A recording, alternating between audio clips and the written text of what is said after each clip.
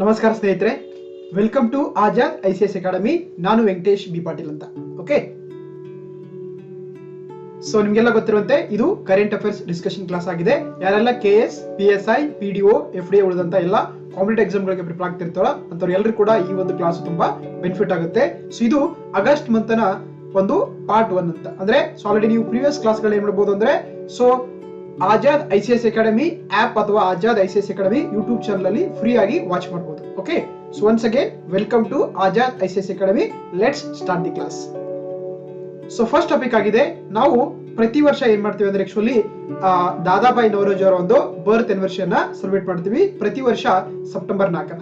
So ಹಾಗಾಗಿ ಈ ಒಂದು ಪರ್ಸನಾಲಿಟಿ ತುಂಬಾ ಇಂಪಾರ್ಟೆಂಟ್ ಆಗುತ್ತೆ ಇಂಡಿಯನ್ ಹಿಸ್ಟ್ರಿಯಲ್ಲಿ. ಆ ಕಾರಣಕ್ಕಾಗಿ ಇದ್ರ ಬಗ್ಗೆ ಡಿಸ್ಕಸ್ ಮಾಡ್ತಾ ಹೋಗೋಣ. ಸೊ ಹಾಗಾಗಿ ನಾವು 2021ರಲ್ಲಿ 196ನೇ ದಾದಾಬಾಯಿ ನವರೋಜಿ ಅವರ ಒಂದು ಜನ್ಮ ದಿನಾಚರಣೆಯನ್ನ ಆಚರಣೆ ಮಾಡ್ತಾ ಇದೀವಿ. ಸೊ ಹಾಗಾಗಿ ಅದು ಸೆಪ್ಟೆಂಬರ್ 4ಗೆ. ಸೊ ಹಾಗಾಗಿ ಇದ್ರ ಬಗ್ಗೆ ಡಿಸ್ಕಸ್ ಮಾಡ್ತಾ ಹೋಗೋಣ. ರೈಟ್, ಸೊ ಇವರು ಜನಿಸಿದ್ದು ಅಂದ್ರೆ 4 ಸೆಪ್ಟೆಂಬರ್ 1825 ಇವರು ಜನಿಸ್ತಾರೆ. ಆಮೇಲೆ 30 ಜೂನ್ 1917 ಇವರು ಡೆತ್ ಆಗ್ತಾರೆ. ಓಕೆ, ಇದು ಅವರ ಒಂದು ಕಾಲಮಾನವಾಗಿತ್ತು. ಸೊ ಹಾಗಾಗಿ ಇವರನ್ನ ನಾವು grand old man of India ಅಂತ ಕರೀತಾರೆ. ಓಕೆ, ಇವರನ್ನ ದಾದಾಬಾಯಿ ನವರೋಜಿ ಅವರನ್ನ grand old man of India ಅಂತ ಕರೀತಾರೆ. ಸೊ ಅದ್ರ ಬಗ್ಗೆ ನೋಡ್ತಾ ಹೋಗೋಣ. ನೋಡಿ, ಆಕ್ಚುಲಿ ಅಂದ್ರೆ ಇವರು ಸೆಪ್ಟೆಂಬರ್ 4, 2021 ಅಂದ್ರೆ ಆಕ್ಚುಲಿ ಈ ವರ್ಷ ಏನಂದ್ರೆ ಆಕ್ಚುಲಿ ನಾವು 196ನೇ ಒಂದು ಜನ್ಮ ದಿನಾಚರಣೆಯನ್ನು ಆಚರಣೆ ಮಾಡ್ತಾ ಇದೀವಿ. ಅದು ದಾದಾಬಾಯಿ ನವರೋಜಿ ಅವರನ್ನ. ಇವರನ್ನ ನಾವು grand old man of India ಅಂತ ಕರೀತಾರೆ. ಓಕೆ, ಸೊ ಹಾಗಾಗಿ ಇವರು ಏನಂದ್ರೆ ಸೊ ಗುಜರಾತ್ ನ ನವಸಾರಿಯಲ್ಲಿ ಇವರು ಜನಿಸ್ತಾರೆ 1885 ಸೆಪ್ಟೆಂಬರ್ 4ಕ್ಕೆ.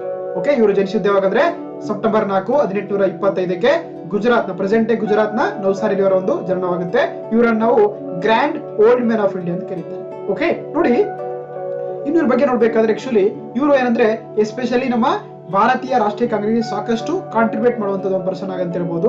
ಜೊತೆಗೆ is the first Indian to become a member of the British parliament ಅಂತ. ಇವರು ಬ್ರಿಟಿಷ್ ಸಂಸತ್ನ ಭಾರತ ಮೊಟ್ಟ ಮೊದಲ ಒಬ್ಬ ಸದಸ್ಯನಾಗಿ ಕಾರ್ಯವನ್ನ ನಿರ್ವಹಿಸಿದ್ದಾರೆ ಅಂತಂದ್ರೆ ಅದು ದಾದಾಬಾಯಿ ನವರೋಜಿ ಅವರು. ಜೊತೆಗೆ ಇವ್ರು ಏನಂದ್ರೆ 1859ಕ್ಕೆ ಏನ್ ಮಾಡ್ತಾರೆ ಆಕ್ಚುಲಿ ಎಜುಕೇಶನ್ ಮಾಡ್ತಾರೆ, especially regarding the recruitment of the Indian civil service ಅಂತ. ಏನು ಈ ಭಾರತೀಯ IAS IPS ಇದೆಯಲ್ಲ, ಸೊ ಅವಾಗ ಏನಾಗುತ್ತೆ ಅವರು ಎಜುಕೇಶನ್ ಹೋಗ್ತಾರೆ. ಸೊ 1859 ಜೊತೆಗೆ ಇವ್ರು ಏನಂದ್ರೆ 2 ಸಂಸ್ಥೆಗಳನ್ನ ಏನ್ ಮಾಡ್ತಾರೆ ಸ್ಥಾಪಿಸುವಲ್ಲಿ ಪ್ರಮುಖವಾದ ಕಾರ್ಯವನ್ನು ವಹಿಸ್ತಾರೆ. ಅದು 1865ರಲ್ಲಿ ಇವರು ಲಂಡನ್ ಇಂಡಿಯನ್ ಸೊಸೈಟಿ ಅನ್ನುವಂತ ಒಂದು ಸಂಸ್ಥೆಯ ಒಂದು ಸ್ಥಾಪನೆ ಮಾಡ್ತಾರೆ. ಅದೇ ರೀತಿ 1866ರಲ್ಲಿ ಈಸ್ಟ್ ಇಂಡಿಯಾ ಅಸೋಸಿಯೇಷನ್ ಅಂತ 2 ಸಂಸ್ಥೆಗಳನ್ನ ಕೂಡ ಇವರು ಏನ್ ಮಾಡ್ತಾರೆ ಅಂದ್ರೆ ಸ್ಥಾಪನೆ ಮಾಡ್ತಾರೆ. ಇದರ ಮುಖ್ಯ ಉದ್ದೇಶ ಏನಂದ್ರೆ ಆಕ್ಚುಲಿ ಭಾರತೀಯರಲ್ಲಿ ಒಂದೇನಂದ್ರೆ ರಾಷ್ಟ್ರೀಯತೆಯ ಮನೋಭಾವವನ್ನು ಹುಟ್ಟಿಸುವಂತದ್ದು 2 ಸಂಸ್ಥೆಗಳ ಮುಖ್ಯ ಉದ್ದೇಶವಾಗಿತ್ತು, ಲಂಡನ್ ಇಂಡಿಯನ್ ಸೊಸೈಟಿ ಮತ್ತೆ ಈಸ್ಟ್ ಇಂಡಿಯನ್ ಸೊಸೈಟಿ ಅಂತ. ಓಕೆ, ಜೊತೆಗೆ ಇವ್ರು ಏನಂದ್ರೆ ಈಸ್ಟ್ ಇಂಡಿಯನ್ ಅಸೋಸಿಯೇಷನ್ ಅಂತ ಹೇಳಿರ್ತಾರೆ ಒಂದು ಸಂಸ್ಥೆ ಇರುತ್ತೆ, ಅದರ ಒಂದು ಕಾರ್ಯದರ್ಶಿಯಾಗಿ ಕೂಡ ಕೆಲಸ ಮಾಡ್ತಾರೆ. ಓಕೆ, ಈಸ್ಟ್ ಇಂಡಿಯನ್ ಅಸೋಸಿಯೇಷನ್ ಅಥವಾ ಪೂರ್ವ ಭಾರತ ಒಂದು ಸಂಘಟನೆಯ ಕಾರ್ಯದರ್ಶಿಯಾಗಿ ಕೂಡ ಕೆಲಸ ಮಾಡ್ತಾರೆ. ಸೊ ಹಾಗೇನಂದ್ರೆ ಅದರ ವತಿಯಿಂದ ಏನ್ ಮಾಡ್ತಾರೆ ಆಕ್ಚುಲಿ ಇವರು ಭಾರತಕ್ಕೆ ಬರ್ತಾರೆ. ಯಾಕಂದ್ರೆ ಟು ರೈಸ್ ದ ಫಂಡ್ಸ್ ಅಂತ, ಅಂದ್ರೆ ಅದಕ್ಕೆ ಹಣವನ್ನ ಏನ್ ಮಾಡ್ತಾರೆ ಅಂದ್ರೆ ರೈಸ್ ಮಾಡ್ಕೊಳ್ಳಕ್ಕೆ ಭಾರತಕ್ಕೆ ಬಂದು ಭಾರತದಲ್ಲಿ ಸಾಕಷ್ಟು ಒಂದು ರಾಷ್ಟ್ರೀಯತೆಯನ್ನು ಮೂಡಿಸುವಂತದಲ್ಲಿ ಸಾಕಷ್ಟು ಕೆಲಸ ಮಾಡ್ತಾರೆ ದಾದಾಬಾಯಿ ನವರೋಜಿ ಅವರು. ಜೊತೆಗೆ ಇವರು 1885 ಏನ್ ಮಾಡ್ತಾರೆ ಅಂದ್ರೆ ಆಕ್ಚುಲಿ ಬಾಂಬೆ ಪ್ರೆಸಿಡೆನ್ಸಿ ಅಸೋಸಿಯೇಷನ್ ನ ವೈಸ್ ಪ್ರೆಸಿಡೆಂಟ್ ಅಥವಾ ಉಪ ಅಧ್ಯಕ್ಷರಾಗಿ ಆಯ್ಕೆ ಆಗ್ತಾರೆ. ಓಕೆ, 1885 ಅಂದ್ರೆ ಇವರು ಈ ಬಾಂಬೆ ಪ್ರೆಸಿಡೆನ್ಸಿ ಅಸೋಸಿಯೇಷನ್ ನ ಉಪಾಧ್ಯಕ್ಷರಾಗಿ ಆಯ್ಕೆ ಆಗ್ತಾರೆ. ಸೊ ಇದು ನಾಮಿನೇಟ್ ಆಗ್ತಾರೆ ಅಂದ್ರೆ ಥ್ರೋ ಬಾಂಬೆ ಲೆಜಿಸ್ಲೇಟಿವ್ ಕೌನ್ಸಿಲ್ ನ ಆಕ್ಚುಲಿ ಲಾರ್ಡ್ ರೇ ಏನ್ ಮಾಡ್ತಾರೆ ಇವರನ್ನ ಒಬ್ಬ ವೈಸ್ ಪ್ರೆಸಿಡೆಂಟ್ ಆಗಿ ನಾಮಿನೇಟ್ ಮಾಡ್ತಾ ಹೋಗ್ತಾರೆ.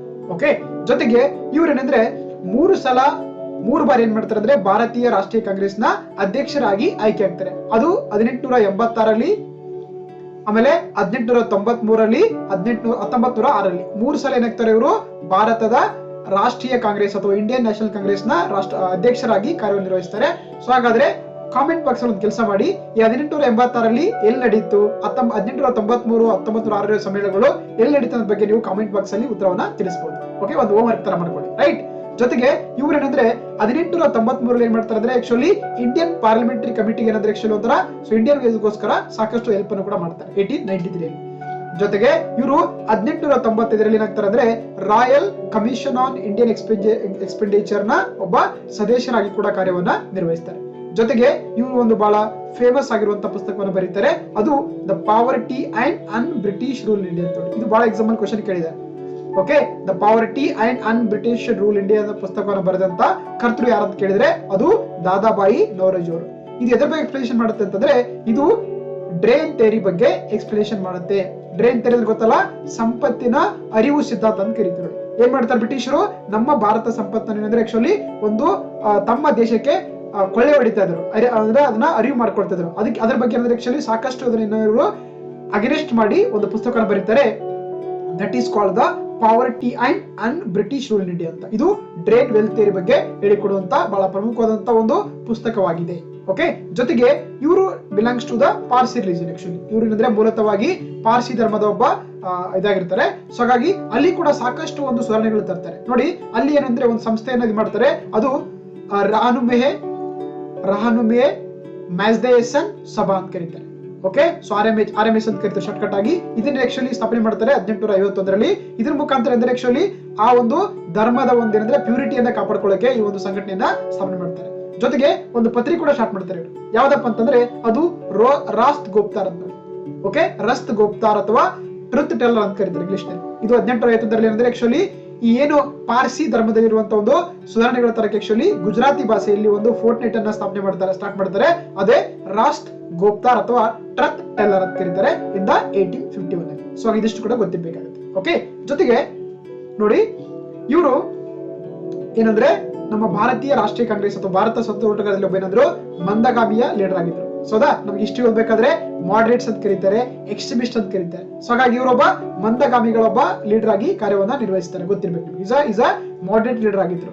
ಜೊತೆಗೆ ಇವರು ನೋಡಿ ನಮ್ಮ ದೇಶದ ಸಾಕಷ್ಟು ಹಿರಿಯ ಸ್ವತಂತ್ರ ಹೋರಾಟಗಾರರಿರುವಂತ ಮಹಾತ್ಮ ಗಾಂಧಿ ಅವರಿಗೆ, ಬಾಲಗಂಗಾಧರ ತಿಲಕ್ ಅವರಿಗೆ, ಆಮೇಲೆ ಗೋಪಾಲ್ ಕೃಷ್ಣ ಗೋಖಲೆ ಅವರಿಗೆ ಅಂದ್ರೆ ಇವರು ಒಬ್ಬ ಮೆಂಟರ್ ಆಗಿ ಒಬ್ಬ ಗೈಡ್ ಆಗಿ ಕೆಲಸ ಮಾಡ್ತಾರೆ. ಅವ್ರಿಗೆಲ್ಲ ಕೂಡ ಅಂದ್ರೆ ಒಂದು ಸಲಹೆಗಳನ್ನ ಒಬ್ಬ ಗುರು ಸ್ವರೂಪಿಯಾಗಿ ಕೆಲಸ ಮಾಡ್ತಾರೆ ದಾದಾಬಾಯಿ ನವರೋಜಿ. ಅದಕ್ಕೆ ಇವರನ್ನ ನಾವು grand old man of India ಅಂತ ಕರೀತಾರೆ. ಜೊತೆಗೆ ಇವರು 1917 ಬಾಂಬೆಯಲ್ಲಿ ಅಂದ್ರೆ ಆಕ್ಚುಲಿ ಜೂನ್ 30ಕ್ಕೆ ಡೆತ್ ಆಗ್ತಾರೆ. ಓಕೆ, ಸೊ ಹಾಗಾಗಿ ಇದಿಷ್ಟು ದಾದಾಬಾಯಿ ನವರೋಜಿ ಬಗ್ಗೆ ನಿಮ್ಗೆ ಗೊತ್ತಿರ್ಬೇಕಂತ ವಿಷಯ ಅಂತ. Okay, so moving to the next topic. ನೋಡಿ ರೀಸೆಂಟ್ ಆಗಿ ಅಂದ್ರೆ ಆಕ್ಚುಲಿ ನಿಮ್ಗೆಲ್ಲ ಗೊತ್ತಿರುವಂತೆ ಅಫ್ಘಾನಿಸ್ತಾನವನ್ನ ಏನ್ ಮಾಡಿದ್ದಾರೆ, ತಾಲಿಬಾನ್ರು ಕಬಳಿಸಿಕೊಂಡು ಅವರೇ ಆಡಳಿತವನ್ನ ನಡೆಸ್ತಾ ಇದ್ದಾರೆ. ಸೊ ಹಾಗಾಗಿ ಒಂದು ಸಂಘಟನೆ ಬರುತ್ತೆ ನಮ್ಗೆ ಆಕ್ಚುಲಿ, ಯಾವ್ದಪ್ಪ ಅಂತಂದ್ರೆ ಅದು ಸಾರ್ಕ್ ಸಂಘಟನೆ ಅಂತ ಕರೀತೀವಿ. ಕನ್ನಡದಲ್ಲಿದ್ದ ಸೊ ಇಂಗ್ಲಿಷ್ ನಲ್ಲಿ ಸೌತ್ ಏಷ್ಯನ್, ಹೌದಾ, ಇಲ್ಲಿ south Asian association for regional cooperation ಕರೀತಾರೆ. ಹೌದಾ, ಸಾರ್ಕ್ ನ ಒಂದು ಫುಲ್ ಫಾರ್ಮ್ ಏನಾಗಿದೆ, ಎಸ್ ಅಂದ್ರೆ south Asian association for regional cooperation, ಕನ್ನಡದಲ್ಲಿ ದಕ್ಷಿಣ ಏಷ್ಯಾ ಪ್ರಾದೇಶಿಕ ಸಹಕಾರ ಸಂಘಟನೆ ಅಂತ ಕರೀತಾರೆ. ಆಕ್ಚುಲಿ ಅಂದ್ರೆ ಈ ಸಾರ್ಕ್ ಸಂಘಟನೆಯಲ್ಲಿ ಅಫ್ಘಾನಿಸ್ತಾನ ಕೂಡ ಒಂದು ಮೆಂಬರ್ ಆಗಿದೆ. ಏನಾಗಿದೆ, Afghanistan is also member in the SAARC organisation. ಆ ಕಾರಣಕ್ಕಾಗಿ ಇದನ್ನ ಮುಂದಿನ ದಿನಗಳಲ್ಲಿ ಈ ಅಫ್ಘಾನಿಸ್ತಾನವನ್ನು ಅದರಲ್ಲಿ ಮೆಂಬರ್ ಆಗಿ ಇಟ್ಕೊಳ್ಬೇಕಾ ಅಥವಾ ಬೇಡವನ್ನ ಬಗ್ಗೆ ಸಾಕಷ್ಟು ಡಿಸ್ಕಷನ್ ಆಗ್ತದೆ. ಸೊ ಹಾಗಾಗಿ ಈ ಟಾಪಿಕ್ ನಮಗೆ ಇಂಪಾರ್ಟೆಂಟ್ ಆಗುತ್ತೆ. ಓಕೆ, ನೋಡ್ತಾ ಹೋಗೋಣ. ನೋಡಿ ರೈಟ್, ಇನ್ನು ಸಾರ್ಕ್ ಬಗ್ಗೆ ನೋಡೋಣ. ಫಸ್ಟ್ ಹೋಗೋಣ ಸಾರ್ಕ್ ಅಂತ. ಹೌದಾ, ಸಾರ್ಕ್ ಅಂದ್ರೆ ಆಗ್ಲೇ ಹೇಳ್ತಾ ಇದ್ದೆ south Asian association for regional cooperation ಅಥವಾ ಇದನ್ನ ಕನ್ನಡದಲ್ಲಿ ದಕ್ಷಿಣ ಏಷ್ಯಾದ ಪ್ರಾದೇಶಿಕ ಸಹಕಾರ ಸಂಘಟನೆ ಅಂತ ಕರೀತಾರೆ. ಇದು ಸ್ಥಾಪನೆ ಆಗಿದೆ ಯಾವಾಗಪ್ಪ ಅಂದ್ರೆ 8 ಡಿಸೆಂಬರ್ 1985 ಈ ಒಂದು ಸಂಘಟನೆಯನ್ನ ಎಲ್ಲಿ ಸ್ಥಾಪನೆ ಮಾಡ್ತಾರೆ, ಇದು ನೇಪಾಳದ ಕಠ್ಮಂಡ್ನಲ್ಲಿ ಇದರ ಒಂದು ಕೇಂದ್ರ ಕಚೇರಿ ಗೊತ್ತಿರಲಿ. ಹೌದಾ, ಇದರ ಕೇಂದ್ರ ಕಚೇರಿ ಇರುತ್ತದೆ ನೇಪಾಳದ ಕಠ್ಮಂಡಲ್ಲಿ. ಹಾಗೆ ಇದಕ್ಕೊಂದು ಡಿಕ್ಲರೇಷನ್ ಮಾಡ್ಕೋತಾರೆ. ಏನಪ್ಪಾ ಅಂತಂದ್ರೆ ಅದನ್ನ ನಾವು ಢಾಕಾ ಡಿಕ್ಲರೇಷನ್ ಅಂತ ಕರೀತಾರೆ ಅಥವಾ ಢಾಕಾ ಚಾರ್ಟರ್ ಸಹಿ ಅಂತ ಕರೀತಾರೆ. ಅದ್ರ ಮುಖಾಂತರ ಆಕ್ಚುಲಿ ಈ ಒಂದು ಸಂಘಟನೆಯನ್ನ ಡಿಸೆಂಬರ್ 8, 1985 ನೇಪಾಳದ ಕಠ್ಮಂಡ್ನ ಒಂದು ಕೇಂದ್ರ ಕಚೇರಿಯಲ್ಲಿ ಈ ಒಂದು ಸಂಘಟನೆಯನ್ನ ಸ್ಥಾಪನೆ ಮಾಡ್ತಾರೆ. ಆಕ್ಚುಲಿ ಸ್ಥಾಪನೆ ಆದಾಗ ಏನಂದ್ರೆ ಇದು ಬರೀದ್ರಲ್ಲಿ ಇಷ್ಟಿದ್ವು 7 ರಾಷ್ಟ್ರಗಳಿದ್ವು, ಸದಸ್ಯ ರಾಷ್ಟ್ರಗಳಿದ್ರು. ಆದ್ರೆ 2005 ಏನಾಗುತ್ತೆ, ಅಫ್ಘಾನಿಸ್ತಾನ ಕೂಡ ಸೇರುತ್ತೆ. ಅಂದ್ರೆ ಇದು ಒರಿಜಿನಲ್ ಆದಾಗ Afghanistan is not A member in the SAARC nation ಅಂತ, ಸಾರ್ಕ್ ಆರ್ಗನೈಸೇಷನ್ ಆಗಿತ್ತು. ಬಟ್ ಆದ್ರೆ in the 2005 so Afghanistan become the 8th member in the SAARC association ಅಂತ ಕರೀತಾರೆ. ಸೊ ಹಾಗಾಗಿ 2005 ಅಫ್ಘಾನಿಸ್ತಾನ ಕೂಡ ಈ ಒಂದು ಸಾರ್ಕ್ ಸಂಘಟನೆಯ ಒಂದು ಸದಸ್ಯ ರಾಷ್ಟ್ರವಾಗಿ ಸೇರಿಕೊಳ್ಳುತ್ತೆ in the 13th annual summit ಅಲ್ಲಿ. ಓಕೆ, ನೆಕ್ಸ್ಟ್ ನೋಡ್ತಾ ಹೋಗೋಣ. ಸೊ ಹಾಗಾದ್ರೆ ಯಾವ 8 ಮೆಂಬರ್ಗಳು ನೋಡ್ತಾ ಹೋಗೋಣ. ನೋಡಿ ಇಲ್ಲಿ ನಮಗೆ Afghanistan is also member. Actually ಇದು 2005 ಜಾಯಿನ್ ಆಗುತ್ತೆ. ಮೊದಲು ಏನಂದ್ರೆ ಇದರಲ್ಲಿ ಪಾಕಿಸ್ತಾನ ಇಸ್ ಮೆಂಬರ್ ಇತ್ತು, ಭಾರತ, ನೇಪಾಳ, ಭೂತಾನ್, ಬಾಂಗ್ಲಾದೇಶ್, ಶ್ರೀಲಂಕಾ, ಮಾಲ್ಡೀವ್ಸ್ ಅಂತ ಒಟ್ಟು ಮೊದಲು 7 ದೇಶಗಳು ಇದರ ಮೆಂಬರ್ ಆಗಿದ್ದು. ಅದ್ರ 2005 ಇವನ್ ಅಫ್ಘಾನಿಸ್ತಾನ ಕೂಡ ಜಾಯಿನ್ ಆಗುತ್ತೆ. ಸೊ ಅದನ್ನ ನಾವು ಏನಂತ ಕರಿತೀವಿ, ಒಟ್ಟಾರೆಯಾಗಿ ಇದನ್ನ ಸಾರ್ಕ್ ಸಂಘಟನೆ ಅಂತ ಕರೀತಾರೆ. South Asian association of the regional cooperation ಕರೀತಾರೆ. ಸೊ ಹಾಗಾದ್ರೆ ಈ 8 ದೇಶಗಳನ್ನ ಯಾವ ರೀತಿ ನೆನಪಿಟ್ಬೇಕು ಅನ್ನೋದಕ್ಕೆ ಒಂದು ಜಸ್ಟ್ ಸ್ಕೋರ್ ಮಾಡಿದೀನಿ ನೋಡಿ. ಏನಂದ್ರೆ ನೀವು ಯಾವ್ದು ಬೇಕಾದ್ರೆ ಮಾಡ್ಕೋಬಹುದು. ಒಂದು BBMP ಸೀನ್ ಅಂತ ಕೋಡ್ ಇದೆ, ಅಥವಾ MBBS ಪೇನ್ ಅಂತ ಎರಡು ಕೋಡ್ ಇದೆ, ಒಂದು ಕೋಡ್ ಇದೆ. ಸೊ ಹಾಗಾಗಿ ನಿಮ್ಗೆ ಯಾವ್ದು ಇಷ್ಟ ಆಗುತ್ತೋ ಅದನ್ನ, ಯಾವ್ದು ಈಸಿ ಆಗುತ್ತೋ ಅದನ್ನ ಏನ್ ಮಾಡ್ಬೋದು, ಆಪ್ ಮಾಡ್ಕೋಬಹುದು. ಸೊ ಹಾಗಾಗಿ BBMP ಅಂದ್ರೆ ಬಾಂಗ್ಲಾದೇಶ್, ಭೂತಾನ್, ಮಾಲ್ಡೀವ್ಸ್, ಪಾಕಿಸ್ತಾನ್, ಶ್ರೀಲಂಕಾ, ಇಂಡಿಯಾ, ನೇಪಾಳ್, ಅಫ್ಘಾನಿಸ್ತಾನ್ ಅಂತ. ಓಕೆ, BBMP ಸೀನ್ ಅಂತ ಕರೀತಾರೆ. ಅದೇ ರೀತಿ MBBS ಅಂದ್ರೆ ಮಾಲ್ಡೀವ್ಸ್, ಭೂತಾನ್, ಬಾಂಗ್ಲಾದೇಶ್, ಶ್ರೀಲಂಕಾ, ಪಾಕಿಸ್ತಾನ್, ಅಫ್ಘಾನಿಸ್ತಾನ್, ಇಂಡಿಯಾ, ನೇಪಾಳ ಅಂತ. ನಿಮ್ಗೆ ಯಾವ್ದು ಈಸಿ ಆಗುತ್ತೋ ಅದನ್ನ ಒಂದು ನೆನಪಿಟ್ಕೊಳ್ಳಿ. ಸೊ ಹಾಗಾಗಿ BBMP ಸೀನ್ ಅಂದ್ರೆ ನಿಮ್ಗೆ ನೆನಪಾಗುತ್ತೆ ಫಸ್ಟ್ 8 ದೇಶಗಳು ಸಾರ್ಕ್ ದೇಶದ ಒಂದು ರಾಷ್ಟ್ರ ದೇಶಗಳ ಒಂದು ಏನಂದ್ರೆ ಸದಸ್ಯ ರಾಷ್ಟ್ರಗಳ ಮೈಂಡ್ ಅಲ್ಲಿ ನೆನಪಾಗ್ತಾ ಹೋಗ್ತವೆ. ಹಾಗಾಗಿ ಪ್ರೆಸೆಂಟ್ ಆಗಿ 8 ರಾಷ್ಟ್ರಗಳು ಈ ಸಾರ್ಕ್ ಸಂಘಟನೆಯ ಒಂದು ಸದಸ್ಯ ರಾಷ್ಟ್ರಗಳಾಗಿ ಕಾರ್ಯವನ್ನು ನಿರ್ವಹಿಸ್ತಾ ಇದೆ. ಆದ್ರೆ ಈಗ ಪ್ರಾಬ್ಲಮ್ ಏನಂದ್ರೆ ಅಫ್ಘಾನಿಸ್ತಾನದ ಪ್ರಾಬ್ಲಮ್ಸ್ ಆಗಿದೆ, ರೈಟ್. ಇನ್ನು ಈ ಸಾರ್ಕ್ ಸಂಘಟನೆ ಇಂಪಾರ್ಟೆಂಟ್ ಏನಪ್ಪಾ ಅಂತ ನೋಡಿ, ಆಕ್ಚುಲಿ ಇದು ಜಗತ್ತಿನ ಸುಮಾರು 3% ಆಫ್ ಪಾಪ್ಯುಲೇಷನ್ ಹೊಂದಿದೆ ನೋಡಿ.